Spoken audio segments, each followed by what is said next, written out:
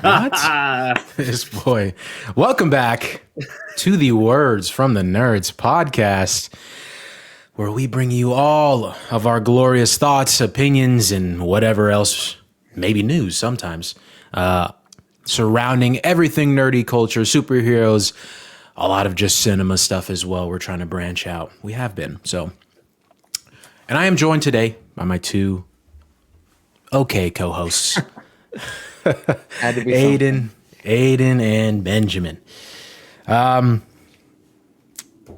start with Aiden. How you been, pal? How you been, buddy?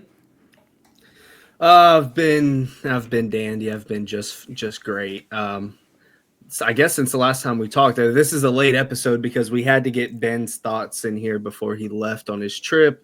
We couldn't do another Marvel movie this year with only two people recording. So we got all three of us in here. That's why we got a late episode. But since the last time we talked, I've watched Revenge of the Sith in theaters. It was awesome. It was great. Honestly, it has its moments that are really bad. but it's I feel like it's a movie that's universally forgiven by men. So I forgive it, and it's bad at points, it's laughable, but seeing it in the movie theaters was such an experience. I love that movie. It's a huge comfort movie of mine, and so it was fun getting to experience it again on well, I was gonna make a joke, but y'all don't have AMC's, so can't even make it on a big silver screen. Anyways, if you know, you know. So that was fun. Nicole Kidman. Yeah. I have an AMC. It's just awful. You just don't go. Yeah. Oh. Why is it bad? What makes it bad? It's in a worse part of town than the other theater, and the actual screens, the seating. It's just really bad quality of everything for the actual theater itself. And I think it's just because our other theater is bigger, has the IMAX screen, so there's just a lot more business there, which means they put more care into it and whatnot. So that's just like the clear one to go to. I've been to the AMC. Does your AMC not have an IMAX? No. Oh, really? They only have like 8 screens total or something. Whoa. Whereas like our other one is like 15 plus an IMAX and a super screen, so it's quite a bit more. Wow. Yeah. I guess I just assumed all AMC's had an IMAX. Well, forgive me for not thinking that y'all were updated with the culture. But yes, on a large silver screen, it was awesome getting to see. Hey, I think you forgot we all went and saw Barbie and Oppenheimer at an AMC. And we saw it was at an AMC. It was. That was a big AMC. Yeah, it was. That was a really big AMC. Yeah. But yeah, my week's been great. I watched a lot of Andor, which was fun. That was a lot of fun. I watched the bulk of it the day that we got like a huge tornado, huge storm. So it's just like going ham outside, and I'm just watching the heist episode, and I was like, this is peak life right now. So it was a great week. I know I've mentioned this to y'all before, but what I think I'm going to do is whenever I leave for the honeymoon, that flight, I think I'm going to download as many 2024 releases or 2025 releases as I can, so that for our halfway through the year episode, I can be extra prepped up on the top 5 or 6 or 7 what we're doing. He's going to suffer through until dawn. Have fun with that. But you know what? I'm going to have Novocaine Companion. I'm going to have some bangers in there. I think Charleys watched more 2025 releases than you have. He's been unusual. He's been on it. Yeah. He's been on it. I haven't had a ton of time to make it to the theaters, but I'm going to go ahead and try, because seeing all 30 minutes worth of trailers before Thunderbolts, I was like, we are in for a freaking year, dude. It is going to be awesome. So yeah, whatever. My week was great. I'm excited for this episode. I'm really excited. So yeah, can't complain. Benji, man, the one leaving us after this episode. Go ahead, man. How you been? It's just for a week. I've been doing well. I don't like the weather outside, if that's something I can bring up. It's been really all over the place here. Yeah. It's probably been the same for Aiden, but it just it randomly spiked to being like really nice, warm weather, feeling like we're about to hit summer. and then it just got really gloomy and back into like the 40s and 50s. So just all over the place. It's been a really inconsistent year. So I don't like that because I was kind of getting the summer vibes and then it was stolen from me. But that's more just a personal random tidbit of my life and how I'm feeling. Otherwise, great. Excited for my trip. Full week vacation, whole family's going, which is really exciting. We haven't done a full week family vacation in a long time where like everyone was able to make it, like all siblings, spouses, my nephews are coming and whatnot. So it's my entire immediate family. So that'll be really exciting, hopefully relaxing. I'll send you guys some nice little pictures and whatnot. You know, he loves Send to a brag, postcard. Bro. You know, he loves to brag, bro. I He will. loves to brag. Out on that beach, he's like, damn, don't you all wish you were here? I wish you guys were there too. Like, what do you mean? You know? Like, come on. So that's exciting. And then consuming a lot of content. Honestly, wish I could even do more. Like, I'm 3 episodes behind on Andor. Like, even Charley's ahead of me now with season 2. Crazy. But just keeping up with Andor and then new releases. I was gone last weekend. I also watched Revenge of the Sith, first time in an Alamo Draft House, so that was definitely an interesting experience. I didn't know that they were so like hell bent on the whole. You better be quiet and be off your phone, or we'll kick you out. Yeah, It's they're like, Did they kick people out when you were there? no. I have never once seen someone get kicked out. But there's Wait, like, what made you realize they were so hell bent on it though? So there was, before the movie actually started, even before like previews or anything, there's 3 videos that played. One of them was specific to Thunderbolts and actually had some of the Thunderbolts cast. And then there was 2 other ones.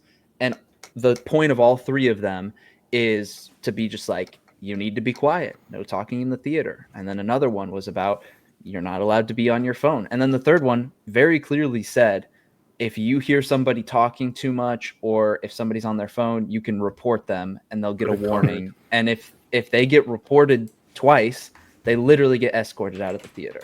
Damn. And it's that's how clear it's stated. It didn't happen. Everyone was dead silent the whole time. Sure.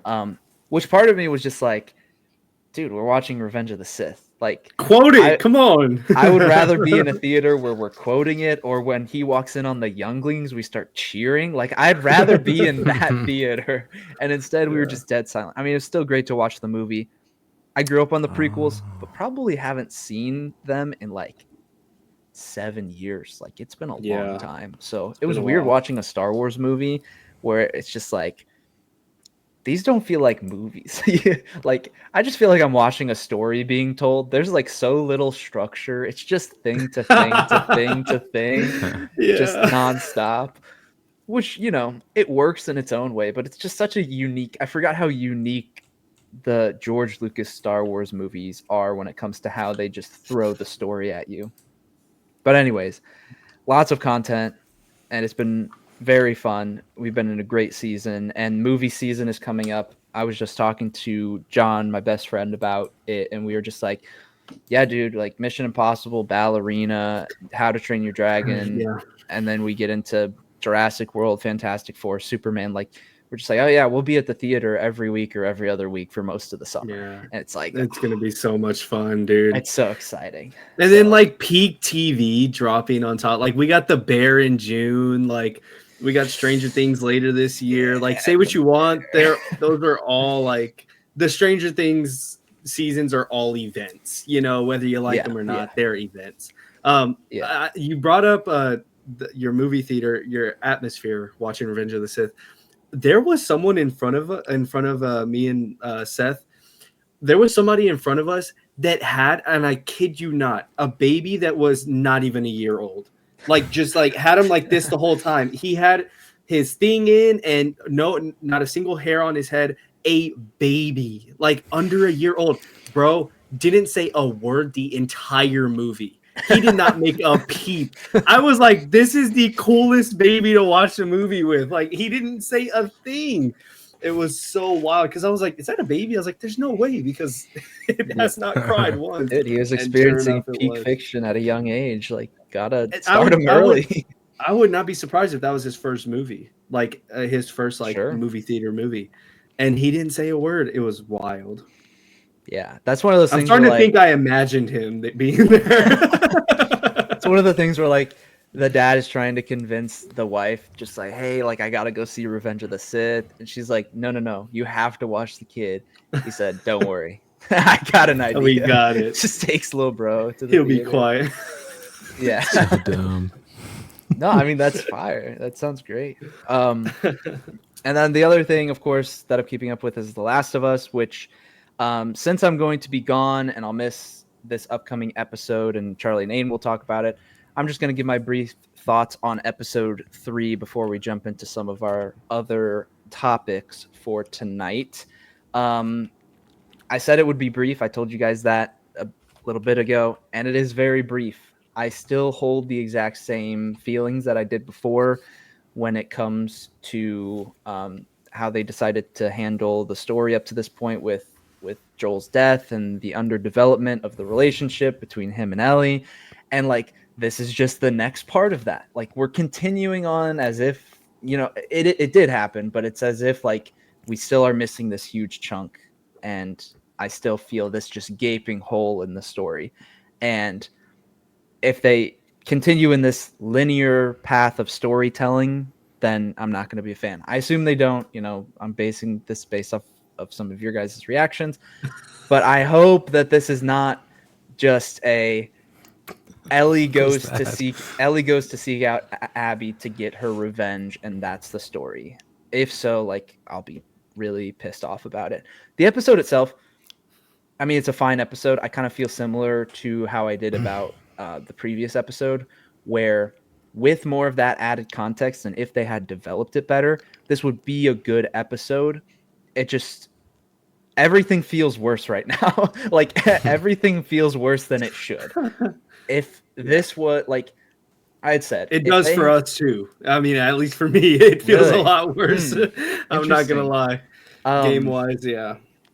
Like, to me, if episode 2 had been like after a full season where we understand everything that happened with Joel and Ellie and we saw that development, and then they kill Joel off, and then after that we see Ellie going to hunt down Abby, I would be much more on board with this. Instead, we've been thrown into this decision and it feels like we're missing so much. And so it's like, even if they're able to go back and make me feel better about the choice to kill off Joel super early, even though we missed so much of their relationship and everything that happened between them, even if they do that, it doesn't change the fact that right now on a week-to-week basis, it's like, it sucks for me.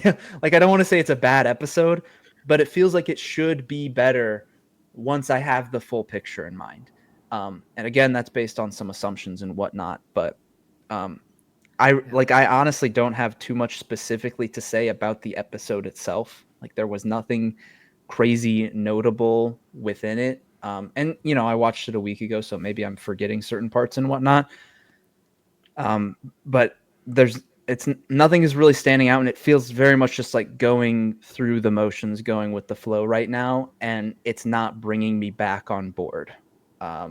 Considering we just lost Joel, I'm not like fully back in, and I'm not as excited as I used to be about the show in the first couple of episodes. Like, it kind of ramped up and then dropped off a cliff, and you know, we're still kind of down in the trenches after that. So I mean, you're not into the hunting Abby down thing at all? Like, in its own right, this episode is fine, and I'll watch it, and it's not like it's boring or dreadful or anything. It still is just because I feel like we didn't properly lay the foundation for that moment with Joel and Abby. I don't care as much that Ellie is going to hunt down Abby. Like, I don't care as much because I think I'm missing too much of the connection point between, you know, Joel in the hospital and his relationship with Ellie after that point, and then also Abby up to the point that we see her in season 2. Feels like there's this big gap missing. And so I just don't think they've laid the foundation for me to enjoy it as much as I'm supposed to, maybe. You don't think that that's enough for Abby? Like, what you know about Abby, the fact that Joel killed her dad, you don't think that's enough for you? Well, I think it could be. Maybe if I had more of what I'm looking for with the relationship between Ellie and Joel, if I had more of that backstory, maybe I'd look past the Abby stuff a little bit more. Like I can get on board with that idea. It's more so just the general feeling of the lack of foundation that I think I'm connecting that to multiple things. So it's just like as a whole feeling like this wasn't justified no matter which angle you look at it. So it's kind of more of a general feeling, but specifically it definitely applies more to Joel and Ellie. Okay. Thank you for your thoughts on the episode. Aiden and I are going to save ours for our solo or our duo episode next week. I just let it slip. I told Ben, I was like, we're feeling it too, because I thought this was one of the worst episodes. No, so I mean, far. But I mean, there's a little bit of my thoughts, I guess. No, yeah, because I didn't even know your thoughts, so that's actually that's good to know. I mean, I guess a little hint of mine. I'm somewhat there as well, but but I mean, I still found things to enjoy with this one. Yeah, I thought Bella Ramsey as Ellie was phenomenal this episode. I will say this is my favorite she's been so far of season 2 in terms of like being Ellie. She was great in this episode. That one shot in the house. Oh man, when she grabs his jacket and cries, so she's good. great. She's great. Or, they're great as Ellie. I mean, Ellie's great. Yeah. But yeah, those are Ben's thoughts on that. As for how I'm doing, one thing I wanted to talk about a little bit was I looked up the Alamo Draft House, as you guys were talking about, because I don't have one, so I've never seen what it looks like inside. I guess I thought it was like a ballroom like setup or something. Like there was a bunch of tables everywhere, like actual like dining tables, and then like there's just a theater there. I don't know why.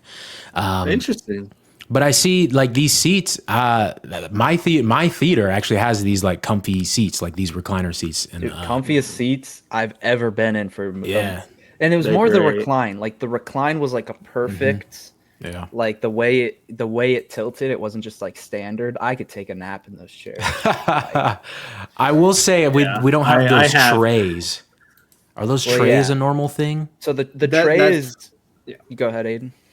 I was gonna say that's where they bring your food out, and so like you're eating on top of those trays, and so yeah, that's why it's like new, or for the Alamo, because like I was just gonna say the Dolby Theater, the college theater that's near us that has the Dolby, they also have trays, but they're so small and they're like you can flip them in and out, and I don't think you can do that at Alamo. I think those trays are like right there.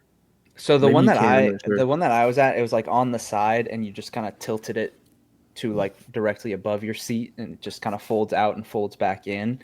Maybe ours do. I haven't been in a while that I can't remember off the top of my head. But yeah, the other thing about it is they have like the full menu, and where you can like place your order is like under the tray, and there's a little light under there, so you can look at the menu and then like write your order, and then you just like put your ticket inside and press a little button, and they just come and pick it up and whatnot, and then bring you your food.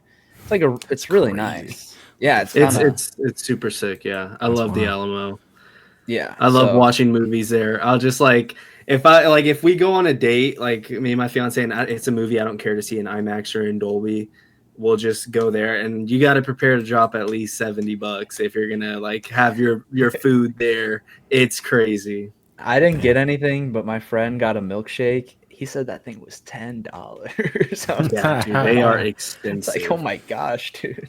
The tickets weren't that expensive though, compared to at least my theater. It was like $15 or something, which I mean, mine's closer to like 11 or 12, but still, like I would have thought just the whole experience of an Alamo seems a little bit more high end. That seems strange, actually. This is how ours is. Oh, that's interesting. Yeah, so like you have enough room there to eat, and there may be a little bit bigger, but it doesn't like fold in and out, but it's still like a decent sized little table for you to grub on. I was gonna it's cool that I'm glad that my theater has like these comfy chairs, but I will say when I went into Thunderbolts after, because the last time I was in a movie theater was IMAX Sinners, and I'll tell you, I saw the fucking difference. I saw the difference in the size of the screen. As soon as we went in and sat down, I turned to my girlfriend. Oh yes, you went to go see it. Dude, Oh my god, yes. Tell us about that as well. Yeah. That's, but largely just before I get into all that, like that would, like the stark change in the size of the screen. I was like, oh, this is kind of a bummer. This might take me out of it a little bit. This kind of sucks. Because very much like when I was texting you guys about it, like I said that I don't know if I get the hype, but like seeing it directly compared now, I understand it a bit more now. But yeah, I went to, for those who don't know, listening to the pod, I drove 3 hours to my closest IMAX theater to see Sinners in IMAX because I enjoy the film that much. And oh my gosh, the sound, as Aiden mentioned in like, dude, the sound alone was shaking my entire theater. It was insane. But again, like Sinners, I don't want to take away from like the filmmaking that went into it and everything, but I just don't know if I'm seeing like the movies that I would probably benefit the most from watching in IMAX. Because like there's certain moments like when I think right before they're finally setting up the juke joint, where the screen widens and like they're driving in the car and everything, and it is super nice to see the bigger screen and everything. But I didn't feel like I didn't see much of the benefit and enjoy much of the benefit until like right when I forget the character's name. I think it's Annie. No, it's not Annie. No, that's it doesn't matter. But the woman who let them in, who let the vampires into the place. Once the screen widened there and everything just started popping off, I was like, all right, this looks really. And then when the sun started coming up at the end too, I was like, all right, this looks really, really good. What about the dance scene, like the long one take with the that too? Yeah. I should it widened for that, right? Yeah, it did. It definitely did. And again, full body chills. Like I didn't expect to feel that again with the same scene, but it's a really, really fucking well done scene, man. I think I'm in agreement with you. Briefly. Okay, yeah, go ahead. I was just gonna say, I think the two best IMAX experiences that I've ever had, well, I guess the three, would be Avengers Endgame, and that is sheer number of people, like 300 people in one theater room. Like the volume of excitement, like, is not matched there. Then the second one would be like Dune Part 2. Let's go.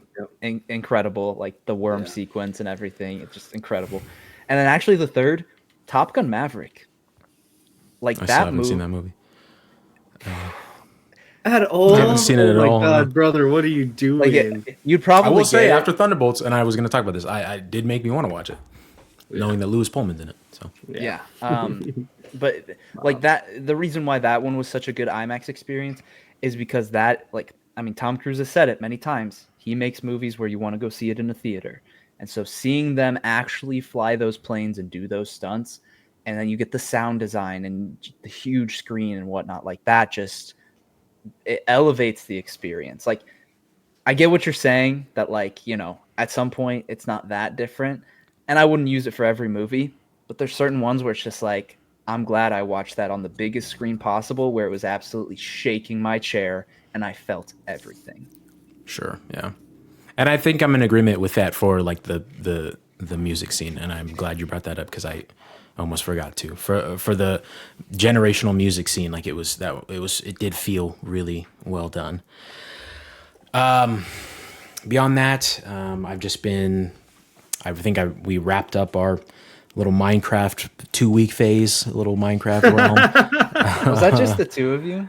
No. Well, I told Aiden. Yeah. Aiden, I think Aiden was done after the first like couple days. Him and like we only played on it once, and then he played on it again. I think I wasn't able to get on one night, but then I told Aiden about another server that I was on with some of my friends, because it was Bedrock. I hate playing on Bedrock, dude. Bedrock is such an inferior version of the game.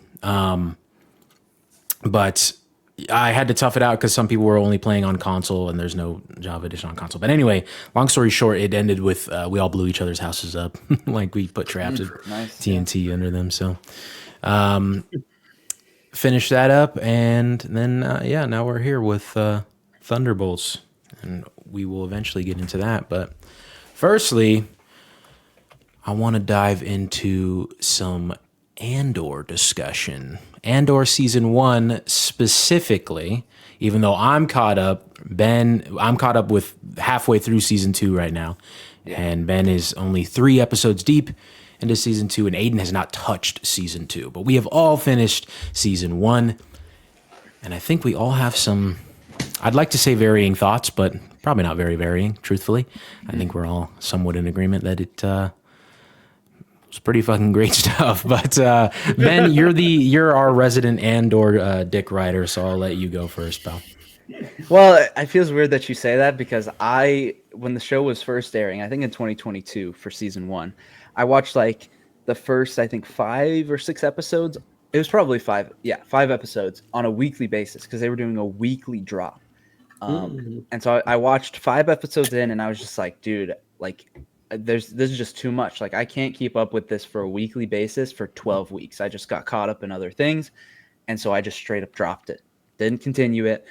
And then it was like mid to late last year that I was just like, oh yeah, season 2 comes out next year. Some of my friends wanted to watch it, so we started Andor. So I watched it for the first time just a few months ago. I finished it back in, I don't even know, like December or something. So it hasn't even been like that long since I finished the first season. But I've been hyping it up for you guys and excited that you guys actually watched it for season 2. I honestly wasn't convinced that you guys were actually going to, which would have been fine. You know, I didn't expect that we were going to cover it, but I was hoping that we would, because I just think, like, take the Star Wars out of it, it's just a good show. Like, it happens to be in the Star Wars universe, but you could tell this exact same story set up with the exact same characters, and you don't need Star Wars tied to it at all, and it's just as good. And I think the truth in that is really seen in the 2 best episodes of the season, which are easily episode 6 and episode 10. If, like, in the context of what those shows do and what surrounds them, and even the setting that they're in, you can tell that exact same story with nothing Star Wars related whatsoever. And it's so good just because of how they've structured the story and set up the characters and the situations, the environments. Like, I think they did a phenomenal job. The build up from 5 to 6 and getting the payoff in the heist episode, incredible. And then again with 9 and 10 with the prison break. Episode 10 was like, it's like one of my favorite television shows I've watched in recent years. And it's like, it's, you know, it's not going to get up there with the likes of like a Severance with how crazy it is. Or anything. Better Call Saul, The Bear. I was going to say the Forks episode. That's probably one of my favorites. So like it's not going to get up with the likes of, you know, the best shows of all time. But for like a Star Wars show, I think if you asked somebody 5 years ago, they would not expect that we would get a Star Wars show this dang good, especially when they were previewing what shows they were going to do. Mandalorian had already kind of established itself. People liked the first season and they were, you know, continuing with that. And then, you know, we were getting a Kenobi show, Ahsoka, Boba Fett, established characters. And so that's where a lot of the hype was. And people thought, oh, Andor, like, what's this about? And the whole thing with it is that you had mainly Tony Gilroy, who's the creator of the show and wrote, I think, every single episode basically, or had his hand in the entire thing. I always see his name in the credits. Yeah. You had Tony Gilroy, who just really cared about these characters and cared about this story. And so it didn't matter if it was pre-established. It didn't need any sort of connection. And there is some overlap with other characters in the Star Wars universe, but it doesn't need that in the slightest. You can bring in Cassian Andor, who previously was in one movie, a movie that takes place after this series, which, Charlie, I don't think you've seen. I haven't seen that. Well, that's the thing I was going to get into when I talk about I'm very one of the excited. Best movies, bro. Really? And that's the other thing. Best Star Wars movie. I'm very excited to watch it after the fact. Because, like, I know the only thing I know about it, and sorry, I don't want to take your time here, Ben, but the only thing that I know about it, I think you guys mentioned that Andor dies in that movie. So, like, that's all I know going into it. but I don't know where Andor starts in Rogue One. Like, I don't know if like maybe they have to break him. That's why I think like this show still has like so many stakes for me, because I don't know if like maybe he gets broken out of another prison or something like that at the beginning of Rogue One, that kind of thing. Sure. My mind kind of just wanders, but I'm very excited when I am done to finally watch Rogue One, and maybe even go from Rogue One into A New Hope, and then into Empire Strikes Back and Return of the Jedi. Yeah. Maybe we'll see though. Like honestly, the thing is like, there's a lot that you can get into with Star Wars, and I've thought about this even for introducing it, because my wife hasn't seen anything Star Wars, and I've just been like, I don't even know where to start. Like, if I go 1, 2, 3, 4, 5, 6, 7, 8, 9, and it's like, I want to fill some of those gaps with some of these other projects and shows, but it's so much. Whereas like growing up with it, it's like, okay, you're used to 1 through 6. Then they give you a new thing, you can digest it because you already know where everything's at, so you can piece it together. But it's at the point where they've just gone back and filled in stuff in the timeline so much that starting from scratch, it's like there's so much that you could get into with Star Wars. All I was gonna say is like, even if you just watch this Andor show into Rogue One, like you're gonna be happy with that pocket of Star Wars. Like you're gonna be very happy with that pocket of Star Wars. I do think Rogue One is the best newer Disney Star Wars movie that they put out, done by the director of The Creator and the 2014 It's not Gareth Edwards. Gareth Edwards. Yes, and he's doing Jurassic World. Yeah. Yeah. For a second, I was gonna say Alex Garland. I was like, I got the Gareth. Written by Gary Whitta. I know that. Gary Whitta is a guy on my podcast sometimes. Oh, nice. Not my podcast. Your personal podcast? Sorry, Yeah, podcast I listen to. Yeah. And that should get you excited about Rogue One because you've seen The Creator, and I think Gareth Edwards, I enjoyed The Creator. So. He knows sci-fi really well. It's like I think you'll see his touches of sci-fi in that as well. But anyways, with the show, they just clearly put the care into it. The other thing is they really just had a clear vision, especially because we have Rogue One that established Cassian Andor and told some of that story. To go back and tell a prequel, they very clearly knew, here's our time frame and here's the story that we want to tell. And so I think that helped them a lot, which is why I had zero doubts going from season 1 to season 2. Because this wasn't like season 1 was successful, it was well received, so now let's write a second season. They had this entire story planned out from the very beginning. And and that's why I have a question. Like, why Andor? Like, why that character specifically? Apart from like, I also have that question. Felicity Jones, I think her name is, in the actress in Rogue One. Like, why not her character? Like, why did Andor specifically get a prequel show? For one, they set up, I believe you're talking about Jyn Erso is who you're probably talking about from Rogue One, because she's like, I think so, yeah. Yes. So Jyn Erso, she's the main character in Rogue One, and her backstory, we learn a lot about her in Rogue One because it's relevant to the story of Rogue One. And Cassian Andor is introduced in Rogue One, but you don't learn like a ton about him. He is kind of just thrown. It's kind of like what they did with Han Solo, where Han Solo is just kind of thrown into episode 4. And then they decided to go back and tell a story for him with the Solo movie, which, after he's been established in multiple movies, most people thought that was kind of pointless, but they wanted to tell the story. So I think that's part of what came about it. Also, there are some characters that are in season 2 of Andor that overlap with Rogue One. I mean, I won't tell you exactly who and what, whatever, but they're tying into the story and to some of the characters that otherwise are only introduced in Rogue One. So I think that's the main reason. Otherwise, like, it could have just been that, like, Tony Gilroy or through creatives at Disney, that he had a story he wanted to tell, and it sounded like a good enough idea that they let him do it. I don't really have an answer to that question otherwise for why they decided to do it, but it's something that it worked out. Like, sure, they wanted. Go ahead. I guess, yeah. It's more just like, I guess, like, it's a question of like why Andor, but then also like why the Rogue One set of characters at all whatsoever. Which I don't want to, when I ask the question, I don't want to make it sound like I'm like I think it was a bad decision, because one of my main things that I don't enjoy about Star Wars is like how nostalgia heavy it is nowadays. It relies on Hayden Christensen coming back. Luke Skywalker still showing up all the time. Look at that boy. I knew he's gonna say something. Because Hayden Christensen's coming back in Ahsoka season 2. There's nothing ever wrong with Hayden Christensen coming back. All right, I want you to know we do always love that. They just can't get away from like Skywalker stuff and everything. Like you have this great idea of a grand galaxy of multiple things going on, and an empire that rules over all of it, and we focus on one very small sector of it. And so that's another thing that I do enjoy about Andor a lot, is that, granted, I have the lightsaber on right now. I love lightsaber and Jedi and all that crap.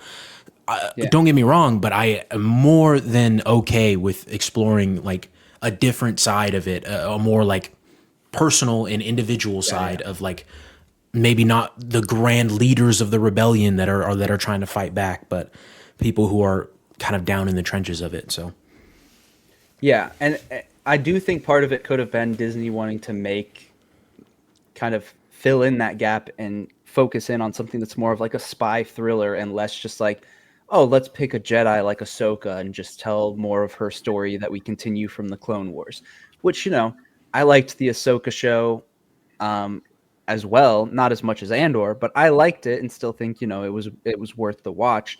But this just feels something, it's more special. The people who are making it actually care about it. They care more about the story than they care about that it's a Star Wars property. Whereas I can understand where you're coming from, that sometimes it just seems like, they're making it Star Wars and they're trying to please the fans. And I'm easily pleased when I see Hayden Christensen come back. I enjoy that. But then stuff like this comes out and it sets itself apart, and it truly feels special. And part of the other reason why I think the show could have been made is because of the success of Rogue One. Just critically acclaimed. People thought it was one of the best of the newer Star Wars movies. And so that movie in and of itself, it does help bridge the gap and tell a story that leads into episode 4. That's kind of the whole point of it, is just like there's a very key plot point in episode 4 that's just never explained, that you don't really think twice about, but it's kind of just like, how do we know this? You try. Bro, it just keeps falling down. It's Andrew I think this happened on a past episode. Andrew Garfield Spider-Man Funko thing. He it just falls down. It literally just falls down on its own, bro. I think it's haunted in this shit. I swear, bro. Like nothing. There's no vibrations or anything. But sorry. Yeah. Yeah. So it's a very big plot point in episode 4 that just like they kind of gloss over, and nobody really bats an eye at it. But they wanted to explore that deeper lore and that story of just like, okay, how did this realistically come about to lead into episode 4, so that you understand how a very specific thing came to be. Other than like that connection point, which is very important, it's a completely new set of characters. It's very much its own contained thing. And so I think they saw the success of that and realized we can tell a story with a completely new slate of characters and people can really enjoy it. And that's probably why this project was able to be greenlit a little bit easier, because when they already put Cassian Andor into a movie, people liked it. So they decided to kind of focus in on a more specific storyline. Yeah. But anyway, and even like something that I enjoyed that seemingly at the beginning was absent of like that small little sector of the Star Wars universe that they keep going back to. They tied it into all of that, being the Mandalorian, with having Luke Skywalker come in, and then there's a whole thing with Boba Fett and whatnot. And it's like, I don't know. Yeah, I agree with that. But as a whole, I really loved season 1. Episode 6 and 10 are definitely like the standout episodes. I don't know how much we'll go into like spoilers or specifics. You guys are fresher on it than I am, but that's up to kind of you guys. But I definitely want to hear from both of you about your guys' thoughts. Episode 6. I think I said this on the podcast last week that probably my favorite thing and it doesn't mean much coming from me, not a big Star Wars guy. probably my favorite thing of Star Wars that I've ever seen before. And I could be jumping the gun a little bit on that because I do enjoy some of the films as well. But it's been so long since I've seen them, so Yeah. I probably need a refresher on those. But oh my gosh, man, just even like visually, such a shocking like visual pleasure show for my eyes, for that to come from a TV show, was specifically the climax of the episode, is what I'm talking about when I say that. But I mean, as you mentioned, just the build up to the heist itself, and watching like the one commander guy, or lieutenant guy, I don't know, the one who's in charge of that base in Aldani, just having to walk around and behave the way he was to try to make everything work out properly. I don't know. It was all really great stuff. And as Aiden, I was waiting for Aiden's response so we could talk about it, but cousin being in the show, I think I knew that at one He point. was a cameo Ben. Like, he was a cameo Ben. What are you talking about? And I did not expect him to die like that either. Yeah, that was such a like. He was in a holy couple shit. episodes. In I guess he's that part of the crew. 3-episode arc, yeah. Yeah. But yeah, I mean, so many like, it was unpredictable. I could not see where any of it was going. I didn't know who was going to live, who was going to die. I knew some people were going to die. The people who I expected to die, I did not. I thought, or the people who did die, I did not expect them to die. Like the little tech kid, I thought was going to be the only one who died. But then the guy who used to be a stormtrooper, forget his name, when he was the first one to go, I was like, holy shit. All bets are off right now. What the hell's happening? Also, a little cool little thing that you guys probably don't know because you guys are fake Marvel fans, but take that hat off, Ben. Agents of S.H.I.E.L.D., the show on ABC, in that episode, the guy who initially found out about the comms not working and he took a crew of guys down into the place, that guy was on Agents of S.H.I.E.L.D., and he was a badass character, so... Not that you guys care. I will never get that minute of my life back. So. Oh my gosh, bro! Watch Agents of S.H.I.E.L.D., bro. I'm good. You won't regret it. But then I guess I could talk about episode 10 a little bit. Tommy. I'll watch it for Tommy. Oh yeah, he's Tommy Ghost Rider. Rider. He's Ghost Rider in that. Yeah, forgot about that. How did you know that? The fun? I've seen clips. Yeah, I bet you have, buddy. That Ghost Rider, the CGI on that looked better than it did in the Ghost Rider movies. So that's crazy. But episode 10, honestly, I enjoyed episode 10 a lot, but I think I enjoyed the episode right before it a little bit more. Yeah, I think episode 9, dude, like the tension building in the prison of them trying to figure out what happened on level 2, and then earlier in the episode with Cassian talking to Andy Serkis's character, and he's like, how many guards are on each level? How many guards? And he's just like, we can't talk about this. We're not talking about this right now. Just the buildup of that. And then when they're down, the Olgoff is dead. And then the doctor tells them exactly what happened. They get up, all this. He's like, how many guards? How many guards on every level? He's like, no more than 12. Oh my God, I was up. I was so up, bro. I was like, let's fucking do this. This is fucking sick. Like, it was a perfect setup for episode 10. Like, episode 9 made episode 10 that much better, I think. And I appreciate the hell out of it. It was so good. Also, I want to talk about the season finale wasn't as good as those 2 episodes, I would say, for sure. But I still really enjoyed, like, throughout this season, we're following each different like sect of characters in their own right. And pretty much every single plot line, every single person ends up on Ferrix. They're all, at the end of the season, they end up in one place, and they're all here for different reasons or the same reasons or similar reasons, except for Senator Mothma. She's still off doing her own thing. But everybody else is there on Ferrix for, like, Luthen is there to kill Cassian. So is Vel, and so is Cinta. And Cassian's there for his mother and for Bix and all of them. And then the ISB agent chick is there for Cassian. So is Dedra, thank you. Yeah. And so is Cyril. Cyril's there for Cassian, but also there for Dedra as well. Like, I just thought the weaving of it all together was so well done, and I really appreciated that. Granted, again, still not as good as those other episodes that I mentioned, but still pretty damn good if you ask me. And I love the end as well. With I love it, but I also don't like it at the same time because Cassian says to them like, "I'll find you," when he's sending off Bix and Brasso and everything. He's like, "I'll find you guys," and then he goes to Luthen on his ship, and he's like, "Okay, you can either kill me or take me in," which I think he probably knows that he's going to take him in, but it's just like. To me, it was like, what if he chose to kill you and you told him you were gonna find him? And you're just like, no, fuck that. Yeah. But whatever. But yeah, Yeah. great first season, man. Yeah, dude. My only complaint is that Boba Fett, Luke Skywalker, like none of these characters show up. Yeah, No, where are dude, the main characters at? Get him out, bro. Get him out, dog. Yeah, where are the characters that I like the most in this universe? No, dude, it was awesome. I was talking to Ben a little bit before the episode. I think Cassian Andor. And you might have had your headphones on. Because you said, "What are you gonna do to my body?" Cassian Andor is such an interesting character to have at the helm of the ship, right? Because this is talked about a lot whenever video games get adapted.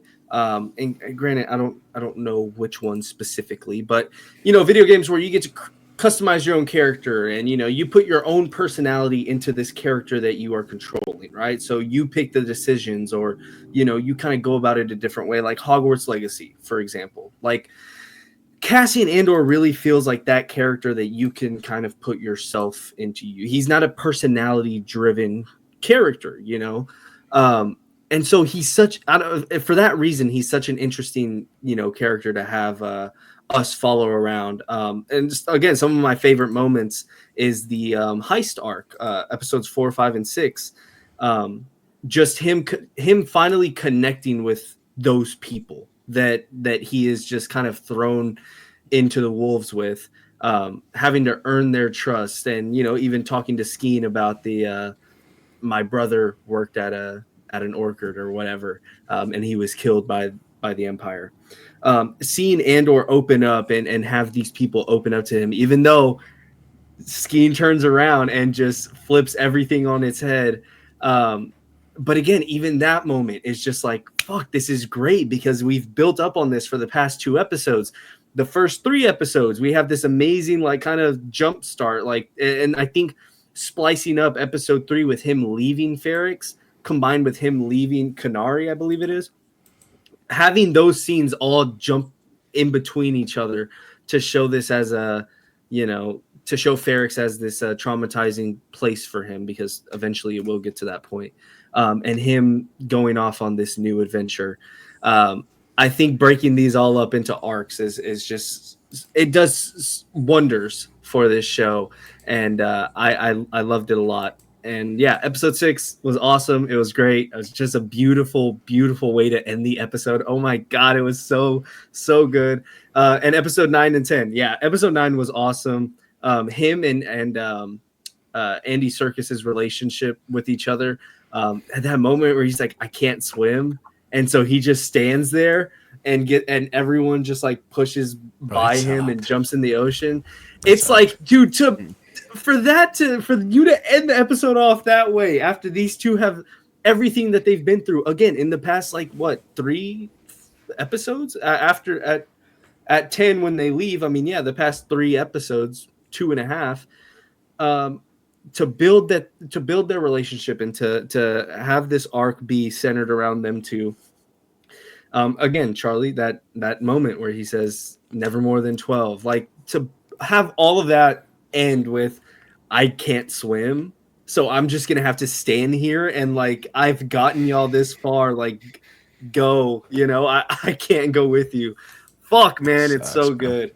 It's great. Episode 9 and 10 were awesome.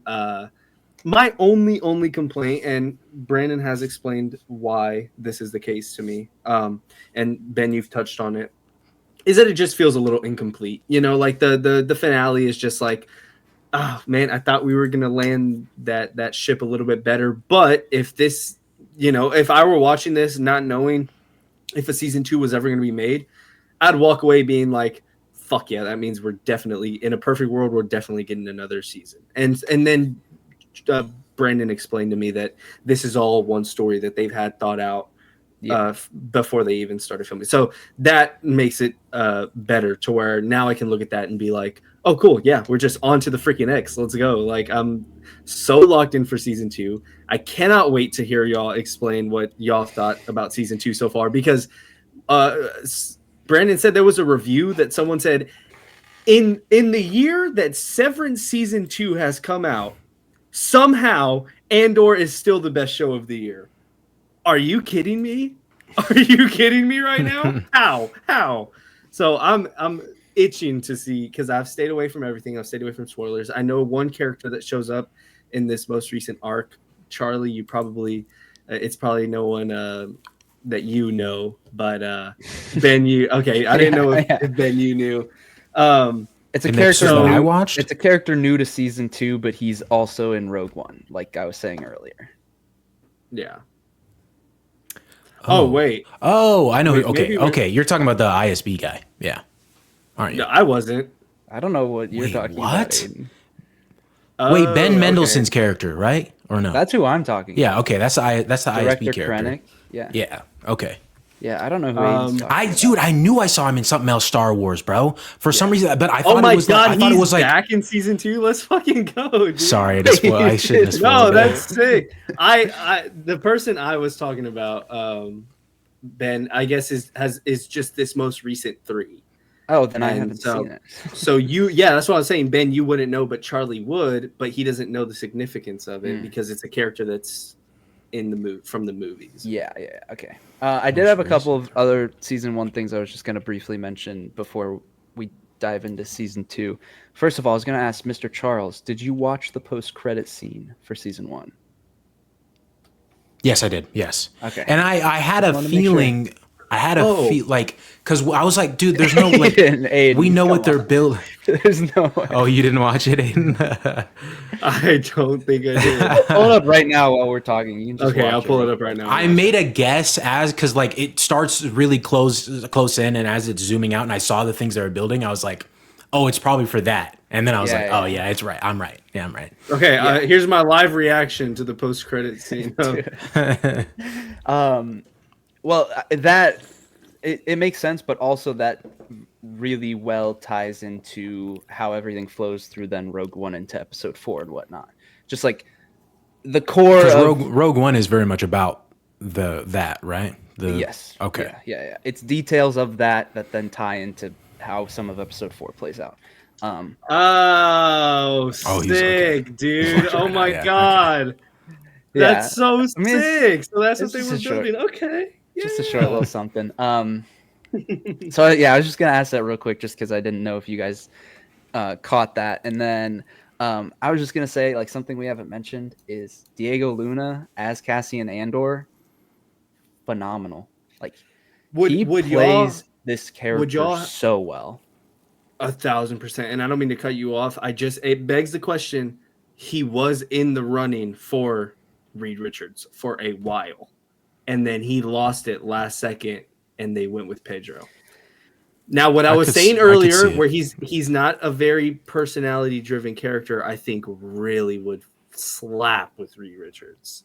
I could see him doing a good job with that for sure. I think I could see it, but it's hard to deny that like Pedro seems like a great fit now that we've seen it in the trailers. For me, it's hard to convince me to put anybody else in at this point. Yeah. Okay. But like if we were earlier on though, and like they were the options, I wouldn't have been just like, oh, Pedro over Diego. It would have been like, those are both good options. I was actually what Aiden, what you just sent me, I was actually gonna bring that up, but I didn't know if like that would be a spoiler for you guys. For Ben, probably. It's not a huge. I sent him the character that I saw that shows up. Was it in the trailers at all? Do you know? Because I know of one other character kind of that shows up. I will say I did see it on Twitter before I saw the 2 episodes, these most recent 3 episodes. Excuse me. But I don't know they might have just taken it because I saw the 3 episodes late, so they might have just taken a screenshot while they were watching it. Yeah, I mean, I'll probably just avoid it for now. I'll be watching the next 3 on the plane. The thing I have a question about with that specifically is, I don't think I can say it without, because and Aiden, you wouldn't know anyway, so there's no point in me asking the question. I'll wait until the, because maybe Ben might know by the time he sees it. Okay. But yeah, Diego Luna, absolutely incredible in this show. He just he plays it perfectly. And you could argue that just like it's kind of a certain shtick for most of it. Like he's playing the same character, but like he plays it so well that he just feels like that character. So it's almost a compliment to say it feels like a shtick because he's just so committed and so fully embraced into that role. So I think he's phenomenal, like absolute standout. And I know he's in a Matt Damon sci-fi movie, the Elysium movie from a long time ago, where Matt Damon is bald, and I don't know much about that movie. I know he's in that movie. Other than that, and Rogue One, and now Andor, I don't know anything else that he's in. But kind of makes me hope that he's in like more stuff moving forward. He's awesome. Yeah, he's just absolutely phenomenal. He's just like, it's so pleasing to look at. He's so pleasing to look at too. What can I say? Man has do you relate to him a little bit? Yeah, I'm like a Mexican with beautiful hair. Hey, there you go. Right. Oh, he was in Narcos Mexico. I didn't even know that was a thing. Which like, here's the thing. I love the direction, and like whether this is, I mean, I don't know if this is intentional or not, but 2 of Star Wars' biggest and most coveted TV shows are led by Mexicans. Hell yeah, let's fucking go, dude. So I love that, and I love that Andor gets to continue that. Him and Pedro Pascal. Yeah. Awesome. I guess we can jump into some brief thoughts on season 2. I'll start just because I've seen the first 3 episodes. Great. I mean, feels like just a continuation of where we were at. The episodes feel like it's still a connected thread of a storyline, but each episode felt very unique and kind of honed in on a specific part of the story. Like it has hints of everything, but each one is kind of has more of a focus on something kind of singular as well. Episode 1 I thought was amazing. Again, just like praising the visual effects and the production side of things. Just a phenomenal looking and sounding show. Just like random things that you wouldn't even think about, where it's like, oh, here's a TIE fighter. And it's like, it looks like they just got into a TIE fighter and that it's a real practical thing. Like sometimes, you see ships flying around in Star Wars and it's like, this is obviously visual effects. But when it's sitting in a hangar and you see people walk up to it and interact with it and get inside of it, it literally feels like something tangibly that you could go and like touch, which is a weird thing to say, but it's just like, it goes beyond just like, oh, that's a cool visual thing. And it feels more just like that's a real thing. And I think it definitely, it transcends beyond that in a really cool way. But yeah, just a really, really good set of episodes that I've seen, the first 3. And they're focusing in and continuing on a lot of those same threads. I mean, Charlie, you can further this as well, but it really feels like every single thread that was still left standing from season 1, we're just continuing it like this episode came out a week after the season finale. Like it literally just feels like the next episode. Because nothing has been dropped, nothing has been altered, everything is still a priority. And it goes back to that core thing of everything still has a purpose and everything was thought through and structured well. Brief spoiler-free thoughts. Still really enjoyable. Still up to that same quality. And maybe even a bit like we're jumping back into things a bit quicker than even season 1. Because the first few episodes of season 1, like we're establishing a lot before we can get the momentum going. And this just picks it up. So it feels like a bit of a quicker start, which is good. But I'm hoping that means that we can start to reach the heights of this season a little bit quicker and kind of live in that for a little bit longer versus season 1. It kind of took a bit and then had its peaks later on. So I'm hoping that's what it means for later on in the season. And I'm really excited. And I think the 3-episode drop was really beneficial for this show, rather than doing like a week to week for 12 weeks again. Because it felt like I watched a good chunk of it and got like lots of context for a lot of the storylines, but it didn't feel overbearing to watch 3 episodes all at once for me. And I also know that they're doing it purposefully with the story. And I know the reason why. I'm sure Charlie understands the reason why at this point. Aiden, you might not know about how they're handling that, but it's an intentional storytelling thing. Here, I'll just... Well, I think I understand. It's with the way that they handle just like the timing of how everything happens. Sure. Okay. It's sectioned off. But yeah, which I will say was a shock to me. That's all I'll say. I knew about that from like months ago. Like when they were getting closer to this show coming out, that was like a known thing of just like, here's how they're releasing the show and here's why. And that was like a very known thing. I also have a question. I don't think this is a spoiler, but it's at the beginning of episode 1. Do you know what BBY3 is? Is that a spoiler? So that's exactly what we're talking about right now. What? It's like it's a year indication, like a time. Okay.